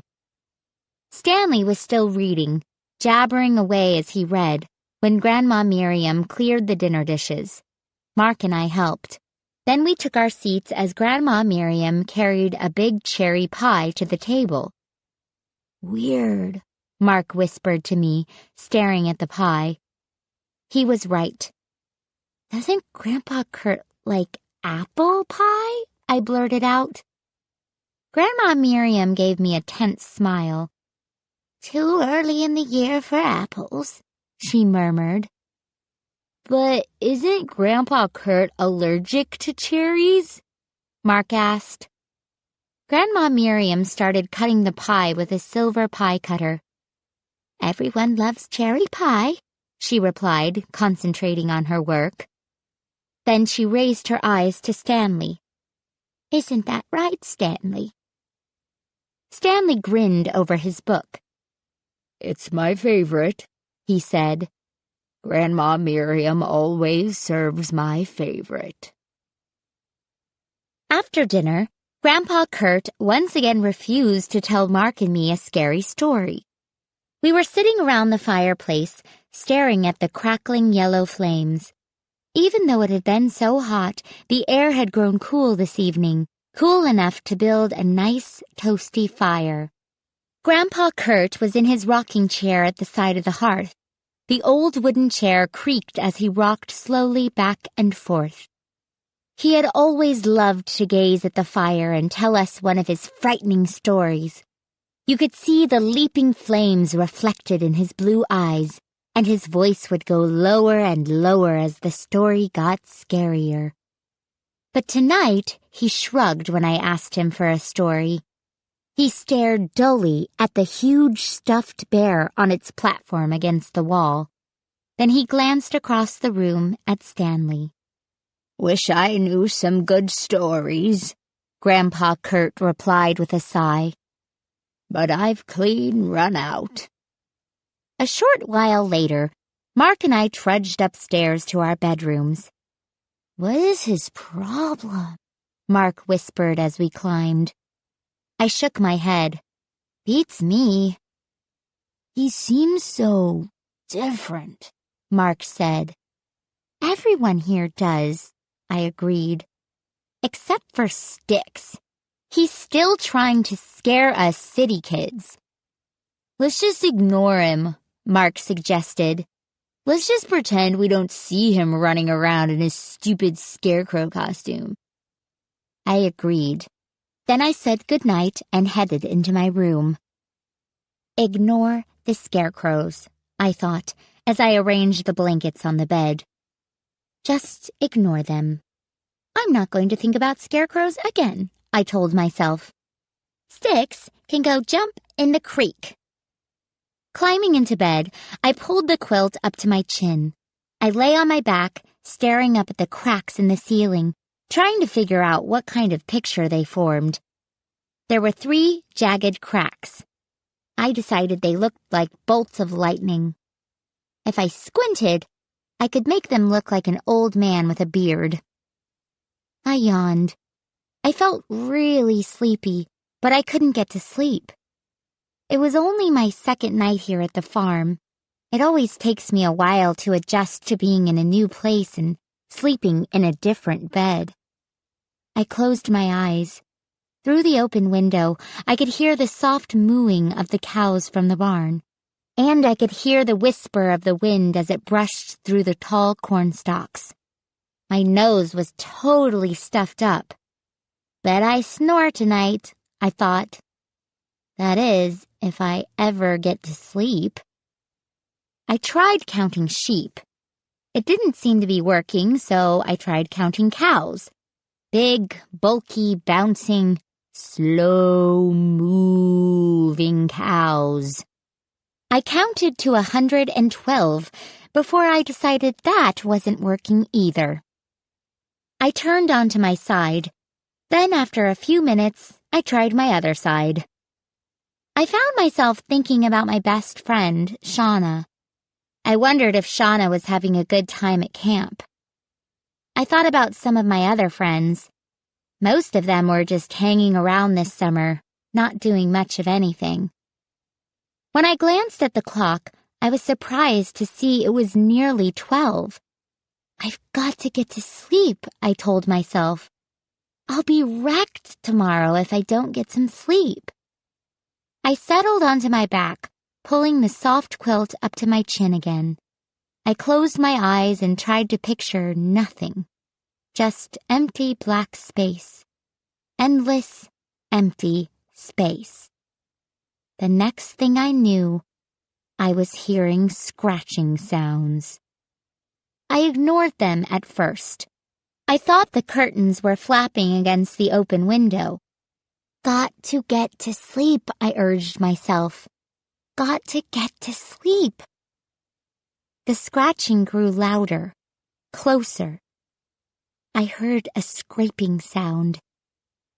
From outside the window? I opened my eyes. Shadows danced on the ceiling. I realized I was holding my breath, listening hard. Another scrape. More scratching. Dry scratching. I heard a low groan. Huh? A startled gasp escaped my lips. I pulled myself up against the headboard. I tugged the quilt up to my chin, gripping it tightly with both hands. I heard more dry scraping. Like sandpaper, I thought. Suddenly, the room grew darker. I saw something pull itself up to the window. A dark figure, blocking the moonlight. Who's there? I tried to call, but my voice came out a choked whisper. I could see a shadowy head, black against the purple sky. It rose up in the window, dark shoulders, followed by a darker chest, black against black. A silent shadow slipping into my room. Help! Another stammered whisper. My heart had stopped beating. I couldn't breathe. Couldn't breathe. It slid over the windowsill, brushed away the curtains as it lowered itself into my room. Its feet scraped over the bare floorboards. Scratch, scratch, scratch. It moved slowly, steadily toward my bed. I struggled to get up. Too late. My feet tangled in the quilt. I fell to the floor, landing hard on my elbows. I raised my eyes to see it move closer. I opened my mouth to scream as it emerged from the shadows. And then I recognized him. Recognized his face. Grandpa Kurt! I cried. Grandpa Kurt! What are you doing here? Why did you climb in the window? He didn't reply. His cold blue eyes glared down at me, his whole face twisted into an ugly frown. And then he raised both arms above me, and I saw that he had no hands. Clumps of straw poked out from his jacket sleeves. Only straw. Grandpa! No! I shrieked. Chapter 14. Grandpa! Please, no! I shrieked as he lowered his straw arms toward me. He bared his teeth like an angry dog and let out a sharp, frightening growl. The straw hands reached down for me. Grandpa Kurt's face was the same. The face I had always known, except that his eyes were so cold and dead. The straw hands brushed over my face as I climbed to my feet. I took a step back, raising my hands like a shield. Grandpa, what's wrong? What's happening? I whispered. My temples were pounding. My entire body shook. His cold eyes narrowed in fury as he reached for me again. No! I let out a long wail of terror. Then I turned and stumbled to the door. His feet scraped over the bare floor as he lurched toward me. Glancing down, I saw the straw poking out from the cuffs of his pants. His feet, they were straw too. Grandpa Kurt! Grandpa Kurt, what is happening? Was that really my voice, so shrill and frightened? He swung an arm. The straw scratched my back as it swept over me. I grabbed for the doorknob, twisted it, pulled open the door, and cried out again as I collided with Grandma Miriam. Oh, help! Please help! Grandma Miriam! He's chasing me! I cried. Her expression didn't change. She stared back at me. In the dim light of the hallway, her face came into focus, and I saw that her glasses were painted on. And her eyes, and mouth, and big round nose. Her entire face was painted on. "You're not real!" I cried. And then darkness swept over me as Grandpa Kurt's straw hands wrapped around my face. Chapter 15. I woke up coughing and choking, surrounded by darkness, heavy darkness. It took me a few seconds to realize that I'd been sleeping with the pillow over my face. Tossing it to the foot of the bed, I pulled myself up, breathing hard. My face was hot. My nightshirt stuck wetly to my back. I glanced at the window, suddenly afraid that I'd see a dark figure climbing in. The curtains fluttered gently. The early morning sky was still gray. I heard the shrill cry of a rooster. A dream. It had all been a frightening nightmare. Taking a deep breath and letting it out slowly, I lowered my feet to the floor. I stared at the gray morning light through the window. Just a dream, I assured myself. Calm down, Jody. It was just a dream. I could hear someone moving around downstairs. Staggering over to the dresser, I pulled out some fresh clothes, a pair of faded denim cutoffs, a sleeveless blue t-shirt. My eyes were watery. Everything was a blur. My allergies were really bad this morning. Rubbing my eyes, I made my way to the window and peered out.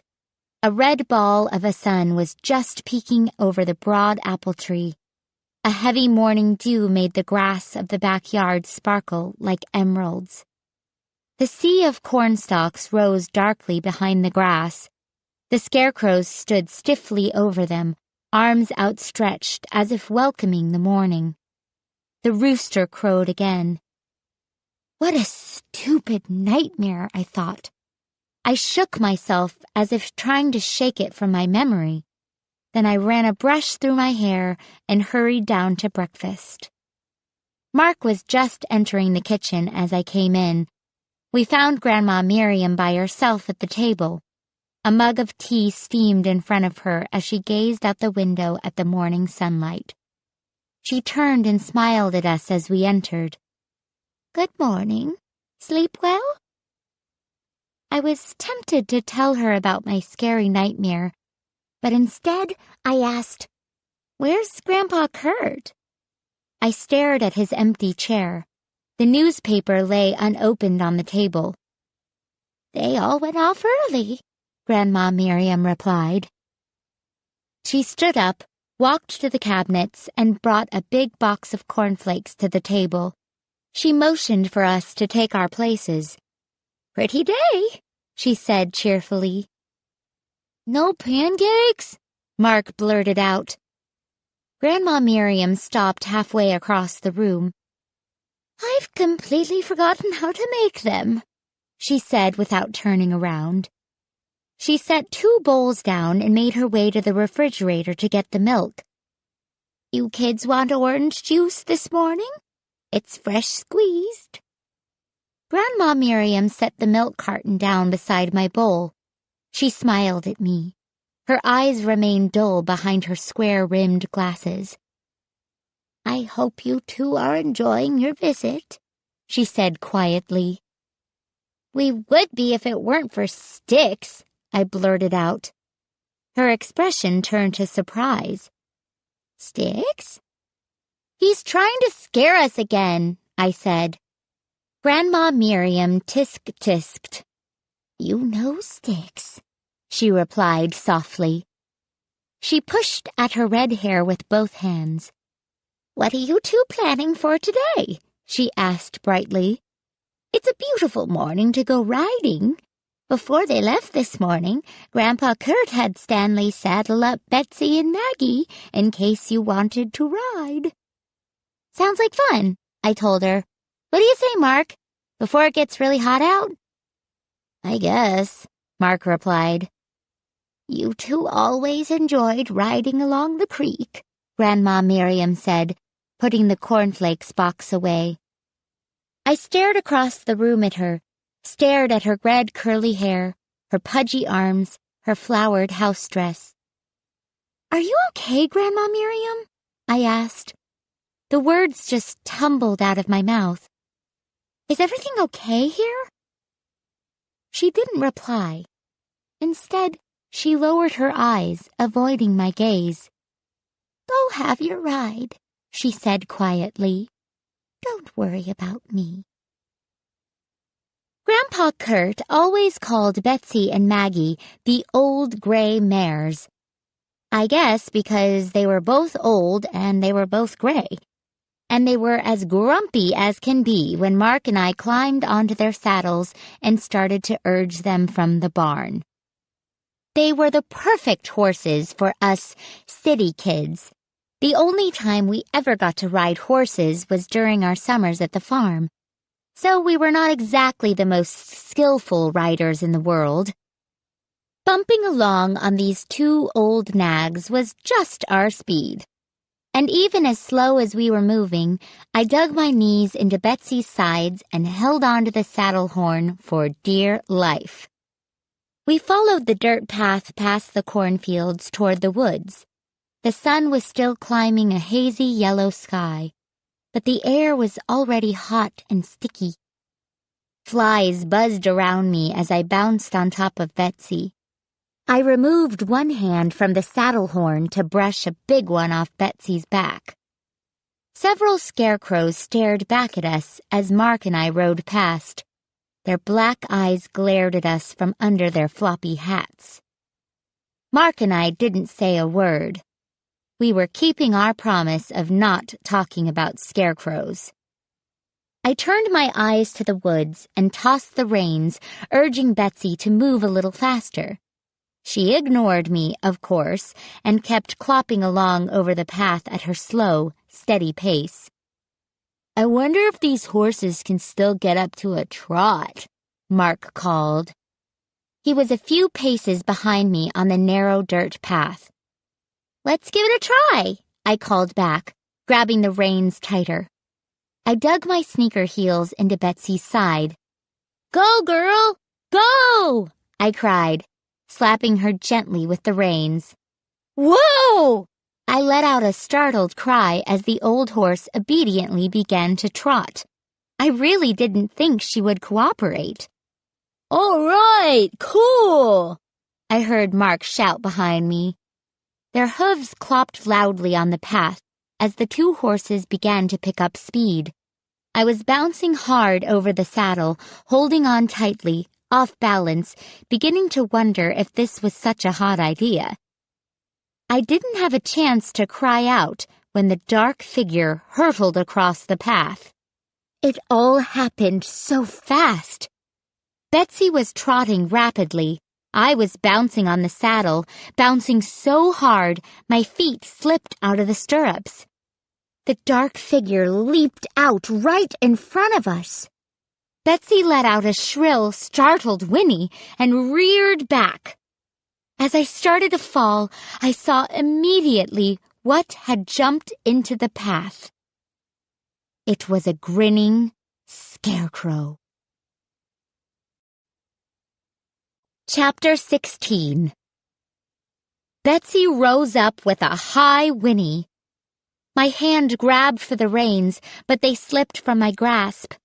The sky appeared to roll over me, then tilt away. I slid backwards out of the saddle, off the horse, my feet thrashing wildly for the flapping stirrups. The sky tilted even more. I hit the ground hard on my back. I remember only the shock of stopping so abruptly, the surprise at how hard the ground felt, how so much pain shot through my body so quickly. The sky turned bright red, a glowing scarlet, like an explosion. And then the scarlet faded to deep, deep, endlessly deep black. I heard low moans before I opened my eyes. I recognized the voice, Mark's voice. My eyes still shut, I opened my mouth to call to him. My lips moved, but no sound came out. Another low groan from him, not far from me. Mark, I managed to choke out. My back ached. My shoulders hurt. My head throbbed. Everything hurt. My wrist. I think I broke it, Mark said, his voice shrill and frightened. You fell too? I asked. Yeah, I fell too, he groaned. I opened my eyes. Finally, I opened my eyes and saw the hazy sky, all a blur. Everything was a watery blur. I stared at the sky, trying to get it in focus, and then saw a hand in front of the sky, a hand lowering itself toward me. A bony hand stretching out from a heavy, black coat. The hand of the ScareCrow, I realized, staring up helplessly at it. The hand of the ScareCrow coming down to grab me. Chapter 17. The hand grabbed my shoulder. Too terrified to cry out, too dazed to think clearly, my eyes followed the dark coat sleeve, up to the shoulder, up to the face. A blur. All a frightening blur. And then the face became clear. Stanley! I cried. He leaned over me, his red ears glowing, his face tight with worry. He gently grabbed my shoulder. Jody, are you all right? Stanley, it's you! I exclaimed happily. I sat up. I think I'm okay. I don't know. Everything hurts. What a bad fall, Stanley said softly. I was in the field, and I saw it. I saw the ScareCrow. His voice trailed off. I followed his frightened gaze up ahead of me on the dirt path. The ScareCrow lay face down across the path. I saw it jump out, Stanley uttered with a shudder that shook his whole body. My wrist, Mark moaned from nearby. I turned as Stanley hurried over to him. Mark was sitting up in the grass at the side of the path, holding his wrist. Look, it's starting to swell up, he groaned. Oh, that's bad. That's bad, Stanley said, shaking his head. Maybe it's just a sprain, I suggested. Yeah, Stanley quickly agreed. We better get you to the house and put ice on it. Can you get back up on Maggie? I'll ride behind you. Where's my horse? I asked, searching both ways along the path. I climbed unsteadily to my feet. She galloped back to the barn, Stanley replied, pointing. Fastest I've seen her go in years. He glanced down at the ScareCrow and shuddered again. I took a few steps, stretching my arms and my back. I'm okay, I told him. Take Mark on the horse. I'll walk back. Stanley eagerly started to help Mark to his feet. I could see that Stanley wanted to get away from here, away from the ScareCrow, as fast as possible. I watched as they rode off down the path toward the house. Stanley sat behind Mark in the saddle, holding the reins, keeping Maggie at a slow, gentle pace. Mark held his wrist against his chest and leaned back against Stanley. I stretched my arms over my head again, trying to stretch the soreness from my back. My head ached, but other than that, I didn't feel bad. Guess I'm lucky, I murmured out loud. I took a long glance at the ScareCrow, sprawled face down across the path. Cautiously, I walked over to it. I poked its side with the toe of my sneaker. The straw beneath the coat crinkled. I poked it harder, pushing my sneaker hard into the ScareCrow's middle. I don't know what I expected to happen. Did I think the ScareCrow would cry out? Try to squirm away? With an angry cry, I kicked the ScareCrow, hard. I kicked it again. The burlap bag head bounced on the path. The ScareCrow's ghastly painted grin didn't move. It's just a ScareCrow, I told myself, giving it one last kick that sent straw falling out from the jacket front. Just a ScareCrow that Styx tossed onto the path. Mark and I could have been killed, I told myself. We're lucky we weren't. Styx. It had to be Styx. But why? This wasn't a joke. Why was Styx trying to hurt us? Chapter 18. Stanley and Styx weren't at lunch. Grandpa Kurt said they had to go into town for supplies. Mark's wrist was only sprained. Grandma Miriam put an ice bag on it, and the swelling went right down. But Mark was groaning and complaining. He was really making the most of it. Guess I'll have to lie on the couch and watch TV for a week or so, he moaned. Grandma Miriam served ham sandwiches and homemade coleslaw. Mark and I gobbled down our lunches. All that excitement had made us really hungry. As we ate, I decided to tell Grandpa Kurt everything that had been happening. I couldn't hold it in any longer. I told him about how Styx was making the ScareCrows move at night and how he was trying to frighten us, trying to make us think the ScareCrows were alive. I caught a glimpse of fear in Grandpa Kurt's blue eyes, but then he rubbed his white stubbled cheeks and he got a faraway look on his face. Styx and his little jokes, he said finally, a smile spreading across his face. That boy sure likes his jokes. He's not joking, I insisted. He's really trying to frighten us, Grandpa. We could have been killed this morning, Mark joined in. He had mayonnaise smeared on his cheek. Styx is a good boy, Grandma Miriam murmured. She was smiling too. She and Grandpa Kurt exchanged glances. Styx wouldn't really hurt you, Grandpa Kurt said softly. He just likes to have his fun.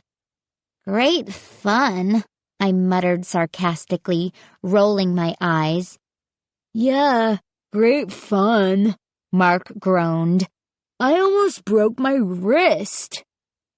Grandpa Kurt and Grandma Miriam just smiled back at us, their faces frozen like the painted ScareCrow faces. After lunch, Mark slumped to the couch where he planned to spend the rest of the afternoon staring at the TV. He loved having an excuse not to go outdoors. I heard Stanley's truck pull up the drive. I decided to go find Styx and tell him how fed up we were with his stupid ScareCrow tricks. I didn't think his jokes were all in fun. I really believed he was trying to frighten us or hurt us, and I wanted to find out why. I didn't see Styx or Stanley out in the yard, so I made my way across the grass to the guest house where they lived. It was a warm, beautiful day. The sky was clear and bright. The air smelled fresh and sweet. But I couldn't enjoy the sunshine. All I could think about was letting Styx know how angry I was. I knocked on the guest house door. I took a deep breath and tossed my hair behind my shoulders, listening for signs of life inside. I tried to think of what I was going to say to Styx, but I was too angry to plan it. My heart had started to pound. I realized I was breathing hard. I knocked on the door again, harder this time. There was no one inside. I turned my gaze to the cornfields. The stalks stood stiffly, watched over by the motionless scarecrows. No sign of Sticks. I turned to the barn, across the wide grass from the guest house. Maybe Sticks is in there, I thought. I jogged to the barn. 2 enormous crows hopped along the ground in front of the open barn doors. They flapped their wings hard and scrambled out of my way. "Hey, Sticks?" I shouted breathlessly as I stepped inside. No reply. The barn was dark. I waited for my eyes to adjust. Remembering my last creepy visit to the barn, I stepped reluctantly, my sneakers scraping over the straw on the floor. "Sticks? Are you in here?" I called, staring hard into the deep shadows. A rusted baling machine stood to one side of the straw bales, a wheelbarrow tilted against the wall. I hadn't noticed them before. "Guess he isn't here," I said to myself out loud. I walked past the wheelbarrow. I saw something else I hadn't noticed before, a pile of old coats on the barn floor. Empty burlap bags were stacked beside them. I picked one up. It had a frowning face painted on it in black paint. I dropped the bag back onto the pile. These must be Stanley's ScareCrow supplies, I realized. How many more scarecrows did he plan to build? Then something in the corner caught my eye. I walked quickly over the straw. Then I bent down to examine what I saw. Torches. At least a dozen torches stacked in the corner, hidden by the darkness. Next to them, I spotted a large bottle of kerosene. What on earth are these doing here? I asked myself. Suddenly, I heard a scraping sound. I saw shadows slide against shadows, and I realized that once again, I was no longer alone. I jumped to my feet. "Sticks!" I cried. "You scared me!" His face was half hidden in darkness. His black hair fell over his forehead. He didn't smile. "I warned you," he said menacingly. Chapter 19. Feeling the fear rise to my throat, I stepped out of the corner and moved past him, into the light from the doorway. I was looking for you," I stammered. "Sticks, why are you trying to scare Mark and me?" "I told you things were different here," he said, lowering his voice to whisper. "I warned you to get away from here, to go back home." "But why?" I demanded. "What's your problem, Sticks? What did we do to you? Why are you trying to scare us?" "I'm not," Sticks replied. He glanced back nervously to the barn doors. "Huh?" I gaped at him.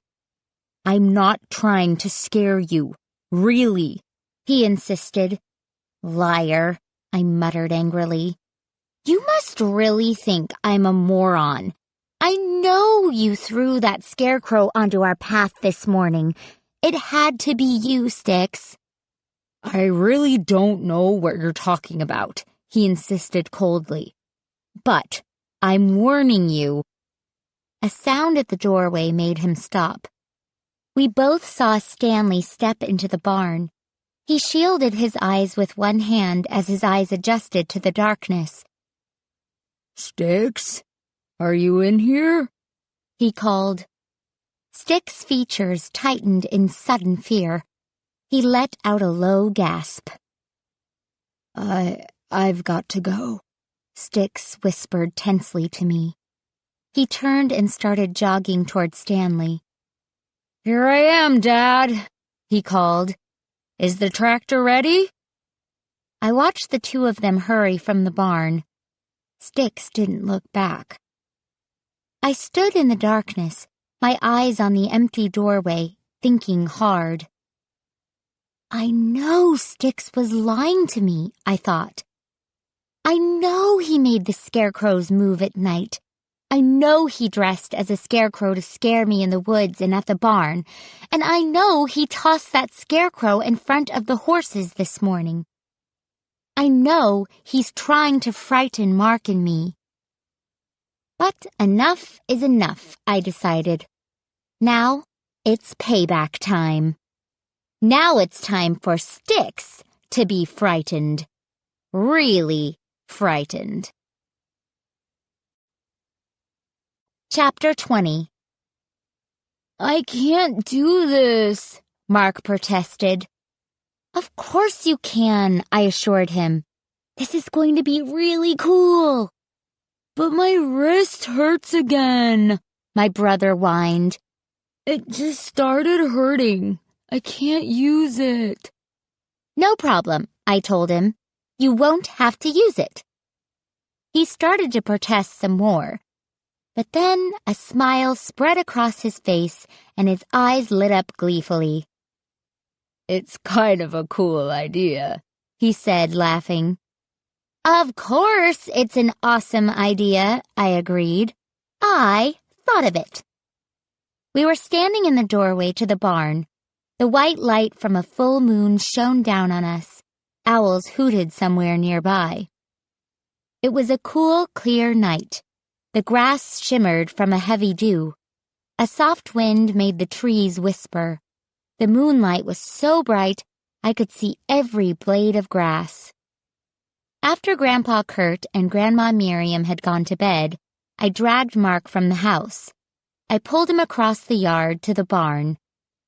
Wait right here, I said. Then I hurried into the barn to get what we needed. It was a little creepy in the dark barn at night. I heard a soft fluttering sound high in the rafters. Probably a bat. My sneakers were wet from the grass. I slid over the straw on the barn floor. The bat swooped low over my head. I heard a high-pitched chittering up in the rafters. More bats. I grabbed one of the big old coats from the pile. Then I pulled up one of the burlap bag faces and slung it on top of the coat. Ignoring the fluttering wings swooping back and forth across the barn, I hurried outside to Mark and explained my plan to get our revenge on Styx. It was actually a very simple plan. We'd dress Mark up as a scarecrow. He'd stand with the other scarecrows in the cornfield. I'd go to the guest house and get Styx. I'd tell Styx I saw something weird in the field. I'd pull Styx out to the field. Mark would start to stagger toward him, and Styx would be so freaked he'd have a cow. A simple plan, and a good one. Styx deserved it, too. I pulled the burlap bag over Mark's head. The black painted eyes stared back at me. I reached down, picked up a handful of straw, and began stuffing it under the bag. Stop squirming, I told Mark. But the straw itches, he cried. You'll get used to it, I told him. I grabbed his shoulders. Stand still. Don't move. Why do I need straw? He whined. Mark, you'll have to look like all the other scarecrows, I told him. Otherwise, Styx won't be fooled. I stuffed the burlap face with straw. Then I held up the old overcoat for Mark to put on. I can't do this, he wailed. I'm going to itch to death. I can't breathe. You can breathe perfectly fine, I told him. I stuffed straw into the sleeves. I was careful to let clumps of straw hang from the cuffs, covering Mark's hands. Then I stuffed more straw into the jacket. Will you stand still? I whispered angrily. This is a lot of hard work, you know? He grumbled in a low voice to himself as I continued to work. Just keep thinking how great it'll be when Styx sees you and thinks you're a scarecrow that's really coming to life, I said. I had straw stuck to my hands, straw all down the front of my sweatshirt and jeans. I sneezed. Once, twice. I'm definitely allergic to the stuff. But I didn't care. I was so excited. I couldn't wait to see Styx's terrified face. I couldn't wait to pay him back for trying to frighten us all week. I need a hat, Mark said. He was standing stiffly, afraid to move under all the straw. I thought hard. There weren't any hats in the barn with the other scarecrow supplies. We'll just take one off a real scarecrow, I told Mark. I stepped back to see my handiwork. Mark looked pretty good, but he still needed more straw. I set to work stuffing him, making the old coat bulge. Now don't forget to stand straight and stiff with your arms straight out, I instructed. Do I have a choice? Mark complained. I can't move at all. Good, I said. I arranged the straw that stuck out of his sleeves, then stepped back. Okay, you're ready, I told him. How do I look? He asked. Like a short scarecrow, I told him. I'm too short? He replied. Don't worry, Mark, I said, grabbing his arm. I'm going to stick you up on a pole. Huh? I laughed. Gotcha, I muttered. I'm kidding. I started to lead him to the cornfields. Think this is going to work? Mark asked, walking stiffly. Think we're really going to scare Styx? I nodded. An evil grin spread over my face. I think so, I told my brother. I think Styx is in for a terrifying surprise. Little did I know that we all were. Chapter 21. I gripped Mark's arm with both hands and led him to the cornfields. The bright moon bathed us in white light. The tall cornstalks shivered in a light breeze. Mark looked so much like a scarecrow, it was scary. Tufts of straw stuck out at his neck and the cuffs of his coat. The enormous old coat hung loosely over his shoulders and came down nearly to his knees. We stepped into the field. Our sneakers crunched over the dry ground as we edged through a narrow row. The cornstalks rose above our heads.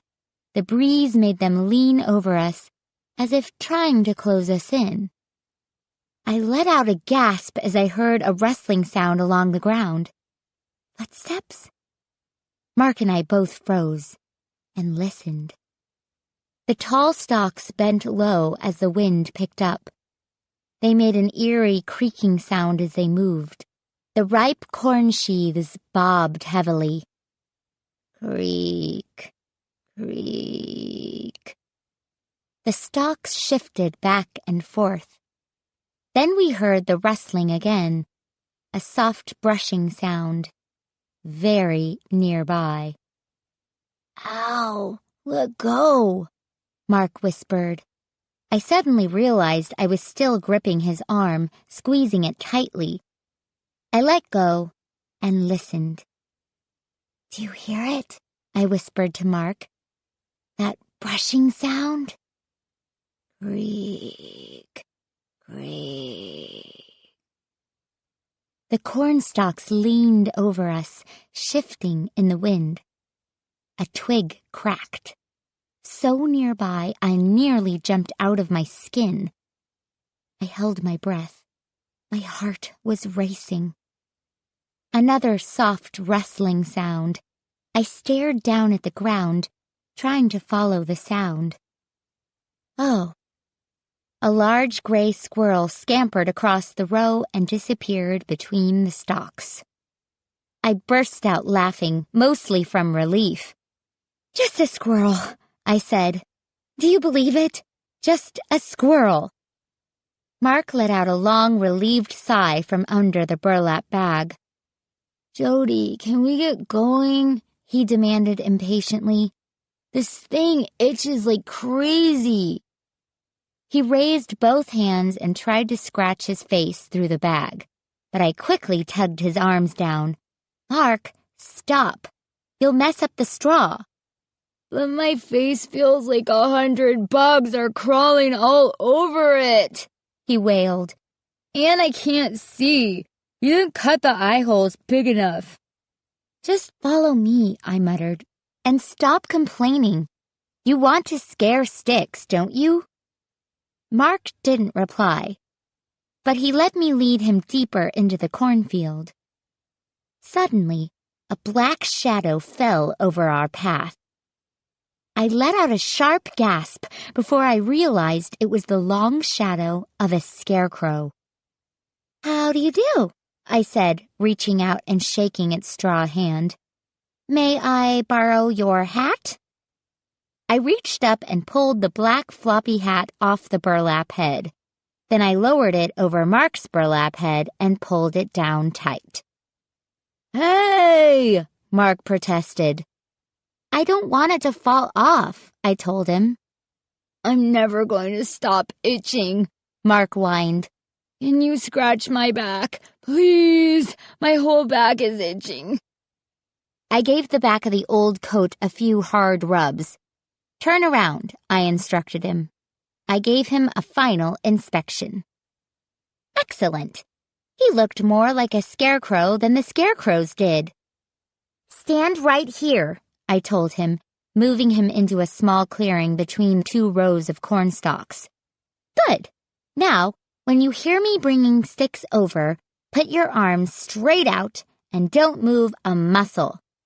I know, Mark grumbled. Think I don't know how to be a ScareCrow? Just hurry, okay?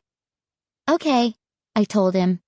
I turned and made my way quickly along the shifting rows of corn stalks.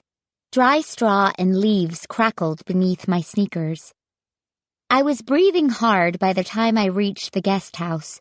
The doorway was dark, but an orange light glowed dimly behind the pulled shade in the window. I hesitated at the doorway and listened. Silence inside. How was I going to get Sticks to come out alone, without his father? I didn't want to frighten Stanley. He was a really nice man who would never think of playing mean jokes on Mark and me, and I knew how scared and upset he could get. I only wanted to frighten Sticks, to teach him a lesson, to teach him he had no business getting on our case just because Mark and I are city kids. The wind fluttered through my hair. I could hear the corn stalks creaking behind me in the fields. I shivered. Taking a deep breath, I raised my fist to knock on the door. But a sound behind me made me spin around. Hey! I choked out. Someone was moving across the grass, half running, half stumbling. My eyes were all watery. It was hard to see. Was it Mark? Yes. I recognized the floppy hat, the bulky dark overcoat falling down past his knees. What is he doing? I asked myself, watching him approach. Why is he following me? He's going to ruin the whole joke. As he came closer, he raised a straw hand as if pointing at me. Mark, what's wrong? I called in a loud whisper. He continued to gesture with his straw hand as he ran. Mark, get back in the field, I whispered. You're not supposed to follow me. You're going to ruin everything. Mark, what are you doing here? I motioned with both hands for him to go back to the cornfield. But he ignored me and kept coming, trailing straw as he ran. Mark, please, go back! Go back! I pleaded. But he stepped up in front of me and grabbed my shoulders. And as I stared into the cold, painted black eyes, I realized to my horror that it wasn't Mark. Chapter 22. I cried out and tried to pull away, but the ScareCrow held on to me tightly. "Sticks, is that you?" I cried in a trembling voice. No reply. I stared into the blank, painted eyes and realized there were no human eyes behind them. The straw hands scratched against my throat. I opened my mouth to scream, and the door to the guest house swung open. "Sticks!" I managed to choke out. Sticks stepped out onto the small stoop. "What on earth?" he cried. He leaped off the stoop, grabbed the ScareCrow by the coat shoulders, and heaved it to the ground. The ScareCrow hit the ground without making a sound. It lay sprawled on its back, staring up at us blankly. Who is it?" I cried, rubbing my neck where the straw hands had scratched it. Sticks bent down and jerked away the burlap ScareCrow head. Nothing underneath. Nothing but straw. It really is a ScareCrow," I cried in horror. "But it walked!" "I warned you," Sticks said solemnly, staring down at the headless dark figure. "I warned you, Jody." You mean it wasn't you? I demanded. It wasn't you trying to scare Mark and me? Sticks shook his head. He raised his dark eyes to mine. "Dad brought the ScareCrows to life," he said softly. "Last week, before you came, he used his book. He changed some words, and they all came to life."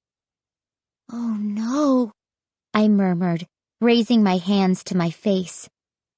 "We were all so frightened," Sticks continued. "Especially your grandparents. They begged Dad to recite the words and put the ScareCrows back to sleep." "Did he?" I asked. "Yes," Sticks replied. "He put them back to sleep, but first he insisted your grandparents make some promises. They had to promise not to laugh at him anymore, and they had to promise to do everything he wanted from now on." Sticks took a deep breath. He stared toward the guest house window. "Haven't you noticed how different things are at the farm? Haven't you noticed how frightened your grandparents are?" I nodded solemnly. Of course I have. "They've been trying to keep Dad happy," Sticks continued. "They've been doing everything they can to keep him from getting upset or angry. Your grandmother fixes only his favorite food. Your grandfather stopped telling scary stories because Dad doesn't like them." I shook my head. They're that afraid of Stanley? "They're afraid he'll read the chant in the book again and bring the ScareCrows back to life," Sticks said. He swallowed hard. "There's only one problem," he murmured. "What's that?" I asked. "Well, I haven't told Dad yet, but..." His voice trailed off. "But what?" I demanded eagerly. "Some of the ScareCrows are still alive," Sticks replied. "Some of them never went back to sleep." Chapter 23. We both let out short cries as the front door to the house swung open. Startled, I leaped away from the doorway. As the door pulled open, it revealed a rectangle of orange light. Stanley stepped into the light. He held on to the door and peered out. His eyes showed surprise as they landed on Sticks and me. But then he goggled and uttered a choking sound as he spotted the headless ScareCrow on the ground. No, Stanley sputtered. He pointed a trembling finger at the ScareCrow. It walks. The ScareCrow walks." "No, Dad!" Sticks cried. But Stanley didn't hear him. Stanley had already dived back into the house. Sticks started after him, but Stanley reappeared in the doorway. As he stepped outside, I saw that he was carrying the big superstition book. "The Scarecrows walk," Stanley screamed. "I must take charge. I must take charge of them all now." His eyes were wild. His entire skinny body was trembling. He started toward the cornfields, totally crazy. Sticks tried to calm him down. "No, Dad!" Sticks cried desperately, hurrying after him. "The Scarecrow was dropped here. I dropped it here, Dad. It didn't walk. It didn't walk." Stanley kept walking, taking long, rapid strides. He didn't seem to hear Sticks. "I must take charge now," Stanley declared. "I must be the leader. I will bring the others back to life and take control." He turned and glanced at Sticks, who was hurrying to catch up to him. "Stay back," Stanley shouted. "Stay back until I read the chant. Then you can follow." "Dad, please listen to me," Sticks cried. "The Scarecrows are all asleep. Don't wake them." Stanley finally stopped a few yards from the edge of the cornfields. He turned to Sticks and studied his face. "You're sure? You're sure they're not out of my control? You're sure they're not walking?" Sticks nodded. "Yes, I'm sure, Dad. I'm really sure." Stanley's face filled with confusion. He kept staring hard at Sticks, as if not believing him. "I don't have to read the chant?" Stanley asked, confused, his eyes on the swaying cornstalks. "I don't have to take charge?" "No, Dad," Sticks replied softly. "The Scarecrows are all still. You can put the book away. The Scarecrows are not moving." Stanley sighed with relief. He lowered the book to his side. "None of them?" he asked warily. "None of them," Sticks replied soothingly. And that's when Mark, in full Scarecrow costume, decided to come staggering out of the cornfield.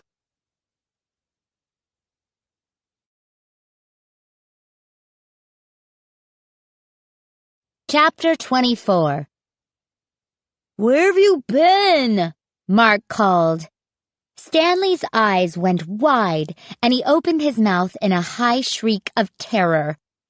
"Dad, please," Sticks pleaded. Too late. Stanley took off, heading into the cornfields, the big book raised high in front of him. "The Scarecrows walk. They walk," he cried. Mark tucked at the burlap bag face. "Did we blow it?" he called. "Is the joke over? What's happening?" There was no time to answer him. Sticks turned to me, his features tight with fear. "We've got to stop Dad," he cried. He started running to the swaying cornstalks. Stanley had already disappeared between the tall rows of corn. My allergies were really bad. I kept rubbing my eyes, trying to clear them. But as I followed Sticks, everything was a shimmering blur of grays and blacks. "Ow!" I cried out as I stumbled in a soft hole and fell. Mark, right behind me, nearly toppled over me. He reached down and helped pull me up. I had landed hard on both knees, and they were throbbing with pain. "Which way did they go?" I asked breathlessly, searching the dark, swaying rows of creaking cornstalks. I'm not sure," Mark stammered. "What's going on, Jody? Tell me." "Not now," I told him. "We have to stop Stanley. We have to—" Stanley's voice, high and excited, rose up from somewhere nearby. Mark and I both froze as we listened to the strange words he was chanting. "Is he reading something from that weird book?" Mark demanded. Without answering, I headed in the direction of Stanley's voice. It was easy to follow him. He was chanting the strange words at the top of his lungs. Where is Styx? I wondered. Why hasn't Styx been able to stop his father? I pushed frantically through the tall stalks. I was moving blindly, my eyes watered over, brushing the stalks out of the way with both hands. In a small clearing, I found Stanley and Styx. They were standing in front of 2 scarecrows on poles. Stanley held the book up close to his face as he chanted, moving his finger over the words. Styx stood frozen, a blank expression on his face, a face of cold terror. Had the words of the chant somehow frozen him there like that? The scarecrows stood stiffly on their poles, their painted eyes staring lifelessly out from under their floppy black hats. Mark and I stepped into the clearing just as Stanley finished his chant. He slammed the big book shut and tucked it under one arm. "They're going to walk now," Stanley cried excitedly. "They're going to come alive again." Styx suddenly seemed to come back to life. He blinked several times and shook his head hard, as if trying to clear it.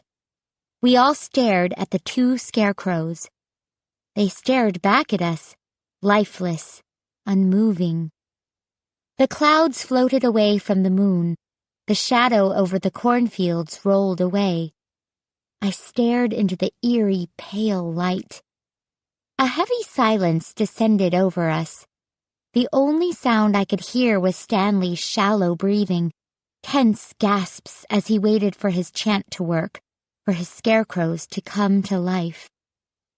I don't know how long we stood there, none of us moving a muscle, watching the scarecrows.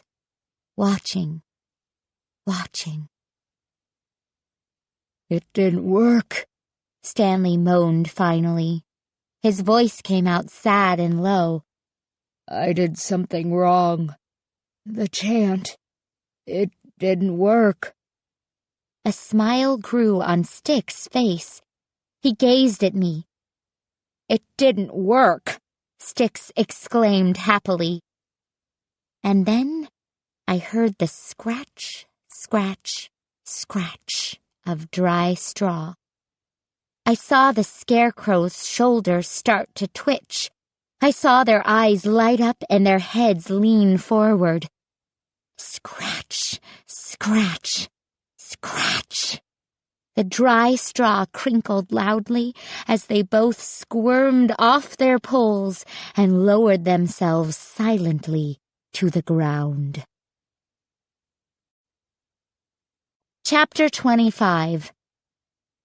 "Go warn your grandparents," Styx cried. "Hurry! Go tell them what my dad has done." Mark and I hesitated. We stared at the scarecrows as they stretched their arms and rolled their burlap bag heads, as if waking up after a long sleep. "Jody, look!" Mark choked out in a hushed whisper. He pointed out to the fields. I gasped in horror as I saw what Mark was staring at. All over the field, dark-coated scarecrows were stretching, squirming, lowering themselves from their poles. More than a dozen of them, silently coming to life. "Run!" Styx was screaming. "Go! Tell your grandparents!" Stanley stood frozen in place, gripping the book in both hands. He stared in amazement, shaking his head, enjoying his triumph. Styx's face was knotted with fear. He gave my shoulders a hard shove. "Run!" The scarecrows were rolling their heads back and forth, stretching out their straw arms. The dry scratch of straw filled the night air. I forced myself to take my eyes off them. Mark and I turned and started running through the cornfield. We pushed the tall stalks away with both hands as we ran. We ducked our heads low, running in terrified silence. We ran across the grass, past the guest house, past the dark, silent barn. The farmhouse loomed darkly ahead of us. The windows were dark. A dim porch light sent a circle of yellow light over the back porch. "Hey!" Mark shouted, pointing. Grandpa Kurt and Grandma Miriam must have heard our shouts back in the cornfields. They were waiting for us in the backyard. They looked frail and frightened. Grandma Miriam had pulled a flannel bathrobe over her nightdress. She had a scarf tied over her curly red hair. Grandpa Kurt had pulled his overalls on over his pajamas. He leaned heavily on his cane, shaking his head as Mark and I came running up. "The ScareCrows!" I exclaimed breathlessly. "They're walking!" Mark cried. "Stanley, he—" "Did you get Stanley upset?" Grandpa Kurt asked, his eyes wide with fear. "Who got Stanley upset?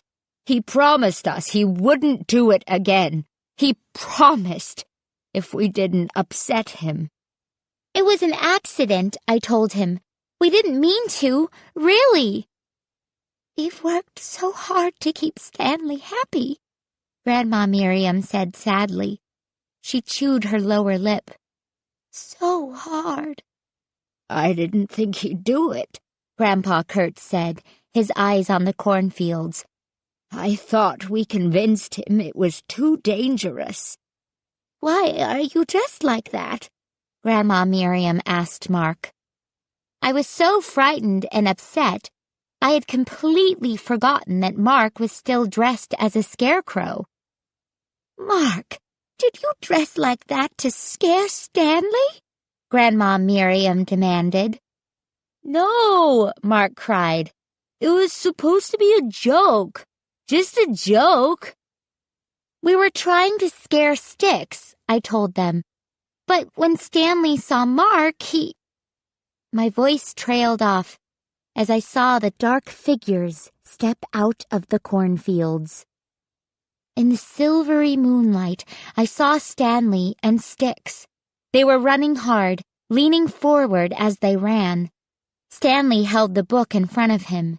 His shoes slipped and slid over the wet grass. Behind them came the scarecrows. They were moving awkwardly, staggering, lurching silently forward. Their straw arms stretched straight forward, as if reaching to grab Stanley and Sticks. Their round black eyes glowed blankly in the moonlight. Staggering, tumbling, falling, they came after Stanley and Sticks. A dozen twisted figures in black coats and hats, leaving clumps of straw as they pulled themselves forward. Grandma Miriam grabbed my arm and squeezed it in terror. Her hand was as cold as ice. We watched Stanley fall, then scramble to his feet. Sticks helped pull him up, and the two of them continued to run toward us in terror. The silent scarecrows lurched and staggered closer. Closer. "Help us, please," Stanley called to us. "What can we do?" I heard Grandpa Kurt mutter sadly. Chapter 26. The four of us huddled close together, staring in helpless horror as the scarecrows made their way, chasing Stanley and Sticks across the moonlit lawn. Grandma Miriam held on to my arm. Grandpa Kurt leaned heavily, squeezing the handle of his cane. "They won't obey me," Stanley screamed breathlessly. He stopped in front of us, holding the book in one hand. His chest was heaving up and down as he struggled to catch his breath. Despite the coolness of the night, sweat poured down his forehead. "They won't obey me. They must obey me. The book says so," Stanley cried, frantically waving the book in the air. Sticks stopped beside his father. He turned to watch the scarecrows approach. "What are you going to do?" he asked his father. "You have to do something." "They're alive!" Stanley shrieked. "Alive!" "What does the book say?" Grandpa Kurt demanded. "They're alive! They're all alive!" Stanley repeated, his eyes wild with fright. "Stanley, listen to me!" Grandpa Kurt yelled. He grabbed Stanley by the shoulders and spun him around to face him. "Stanley, what does the book say to do? How do you get them in control?" "Alive," Stanley murmured, his eyes rolling in his head. "They're all alive." "Stanley, what does the book say to do?" Grandpa Kurt demanded once again. I don't know," Stanley replied. We turned back to the scarecrows. They were moving closer, spreading out, forming a line as they staggered toward us. Their arms reached forward menacingly, as if preparing to grab us. Clumps of straw fell from their sleeves. Straw spilled from their coats. But they continued to lurch toward us, closer, closer. The black painted eyes stared straight ahead. They leered at us with their ugly painted mouths. "Stop!" Stanley screamed, raising the book high over his head. "I command you to stop!" The scarecrows lurched slowly, steadily forward. "Stop!" Stanley shrieked in a high, frightened voice. "I brought you to life. You are mine, mine! I command you to stop!" The blank eyes stared straight at us. The arms reached stiffly forward. The scarecrows pulled themselves closer, closer. "Stop! I said stop!" Stanley screeched. Mark edged closer to me. Behind his burlap mask, I could see his eyes. Terrified eyes. Ignoring Stanley's frightened pleas, the scarecrows dragged themselves closer, closer. And then I did something that changed the whole night. I sneezed. Chapter 27. Mark was so startled by my sudden, loud sneeze that he let out a short cry and jumped away from me. To my amazement, the scarecrows all stopped moving forward and jumped back too. "Whoa!" I cried. "What's going on here?" The scarecrows all seemed to have trained their painted eyes on Mark. "Mark, quick! Raise your right hand!" I cried. Mark gazed at me through the burlap bag. I could see confusion in his eyes. But he obediently raised his right hand high over his head. And the scarecrows all raised their right hands. "Mark, they're imitating you," Grandma Miriam cried. Mark raised both hands in the air. The scarecrows copied him again.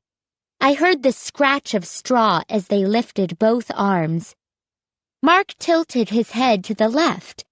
The scarecrows tilted their heads to the left. Mark dropped to his knees. The scarecrows sank in their straw, slaves to my brother's every move. They think you're one of them," Grandpa Kurt whispered. "They think you're their leader," Stanley cried, staring wide-eyed at the scarecrows slumped on the ground. "But how do I make them go back to their poles?" Mark demanded excitedly. "How do I make them go back to being scarecrows?" "Dad, find the right chant," Styx yelled. "Find the right words. Make them sleep again." Stanley scratched his short dark hair. I'm too scared," he confessed sadly. And then I had an idea. "Mark," I whispered, leaning close to him. "Pull off your head." Huh? He gazed at me through the burlap mask. "Pull off your ScareCrow head," I urged him, still whispering. But why? Mark demanded. He waved his hands in the air. The scarecrows obediently waved their straw hands in the air. Everyone was staring at me, eager to hear my explanation. "If you pull off your ScareCrow head," I told Mark, "then they will pull off their heads, and they'll die." Mark hesitated. Huh? You think so? "It's worth a try," Grandpa Kurt urged. Go ahead, Mark. "Hurry!" Sticks cried. Mark hesitated for a second. Then he stepped forward, just inches from the dark-coated scarecrows. Hurry! Sticks urged him. Mark gripped the top of the burlap bag with both hands. I sure hope this works, he murmured. Then he gave the bag a hard tug and pulled it off. Chapter 28. The scarecrows stopped moving. They stood still as statues as they watched Mark pull off his scarecrow head. Mark stared back at them, holding the burlap bag between his hands. His hair was matted wetly to his forehead. He was dripping with sweat. The scarecrows hesitated for a moment more. A long, silent moment. I held my breath. My heart was pounding. Then I let out a happy cry as the scarecrows all reached up with their straw hands and pulled off their heads. The dark hats and burlap heads fell silently to the grass. None of us moved.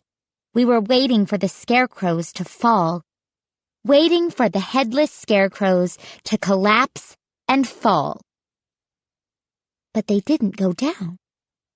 Instead, they reached out their arms and moved stiffly, menacingly forward. They're coming to get us, Stanley cried in a high, trembling voice. "Mark, do something!" I shouted, shoving him forward. "Make them stand on one foot or hop up and down. Stop them!" The headless figures dragged themselves toward us, arms outstretched. Mark stepped forward. He raised both hands over his head. The scarecrows didn't stop, didn't copy him. Hey, hands up! Mark shouted desperately. He waved his hands above his head. The scarecrows edged forward silently, steadily. They're not doing it, Mark wailed. They're not following me. "You don't look like a scarecrow anymore," Grandma Miriam added. "They don't think you're their leader." Closer they came, staggering blindly. Closer. They formed a tight circle around us. A scarecrow brushed its straw hand against my cheek. I uttered a terrified cry. "No!" It reached for my throat, the dry straw scratching me, scratching my face, scratching. The headless scarecrows swarmed over Mark. He thrashed and kicked, but they were smothering him, forcing him to the ground. My grandparents cried out helplessly as the dark-coated figures surrounded them. Stanley let out a silent gasp. "Sticks! Help me!" I shrieked as the straw hands wrapped around my neck. "Sticks! Sticks!" I glanced frantically around. "Sticks! Help me! Please! Where are you?" Then I realized, to my horror, that Sticks was gone. Chapter 29. "Sticks!" I let out a final, muffled cry. The straw hands wrapped around my throat. The ScareCrow rolled over me. My face was pressed into the dry straw of its chest. I tried to squirm free, but it held on, surrounded me, choked me. The straw smelled sour, decayed. I felt sick. A wave of nausea swept over me. "Let go! Let go!" I heard Stanley pleading. The ScareCrow was surprisingly strong. It wrapped its arms around me tightly, smothering me in the disgusting straw. I made one last attempt to pull free. Struggling with all my might, I raised my head and saw 2 balls of fire, orange streaks of light, floating closer. And in the orange light, I saw Stick's face, hard and determined. I gave another hard tug and tumbled backwards. "Sticks!" I cried. He was carrying 2 blazing torches. The torches from the barn, I realized. "I was saving these just in case," Sticks called. The ScareCrows seemed to sense danger. They let go of us, tried to scramble away, but Sticks moved quickly. He swept the 2 torches, swinging them like baseball bats. A ScareCrow caught fire, then another. Sticks made another wide swing. The fire crackled, a streak of orange against the darkness. The dry straw burst into flame. The old coats burned quickly. The ScareCrows twisted and writhed as the bright flames danced over them. They sank to their backs on the ground, burning, burning so brightly, so silently, so fast. I took a step back, staring in horror and fascination. Grandpa Kurt had his arm around Grandma Miriam. They leaned close together, their faces reflecting the flickering flames. Stanley stood tensely, his eyes wide. He hugged the book tightly to his chest. He was murmuring to himself, but I couldn't make out the words. Mark and I stood beside Sticks, who held a torch in each hand, watching with narrowed eyes as the ScareCrows burned. In seconds, there was nothing left but clumps of dark ashes on the ground. "It's over," Grandma Miriam murmured softly, gratefully. "Never again," I heard Stanley mutter. The house was quiet the next afternoon. Mark was out on the screened-in porch, lying in the hammock, reading a stack of comic books. Grandpa Kurt and Grandma Miriam had gone in for their afternoon nap. Sticks had driven into town to pick up the mail. Stanley sat at the kitchen table, reading his superstition book. His finger moved over the page as he muttered the words aloud in a low voice. "Never again," he had repeated at lunch. "I've learned my lesson about this book. I'll never try to bring any ScareCrows to life again. I won't even read the part about ScareCrows." We were all glad to hear that. So now, on this lazy, peaceful afternoon, Stanley sat at the table, quietly reading some chapter of the big book. And I sat alone on the couch in the living room, hearing Stanley's gentle murmurings from the kitchen, thinking about the night before. It felt good to have a quiet afternoon, to be all alone to think about what had happened.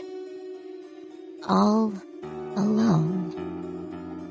The only one in the room. The only one to hear Stanley's low mumbling as he read the book. The only one to see that gigantic stuffed brown bear blink its eyes. The only one to see the bear lick its lips, step off its platform, snarl and paw the air with its enormous claws. The only one to hear its stomach growl as it stared down at me. The only one to see the hungry look on its face as it magically came out of its long hibernation. Stanley? I called in a tiny, high voice. Stanley? What chapter have you been reading?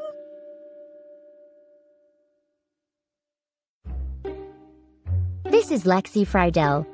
We hope that you have enjoyed this production of The Scarecrow Walks at Midnight, a Goosebumps classic story by R.L.Stine. This program was produced at DN Audio and directed by Adam Connor. Executive producer Paul R. Gagney. Print edition published by Scholastic Inc. Text copyright 1994 by Scholastic Inc. Production copyright 2015 by Scholastic Inc. All rights reserved.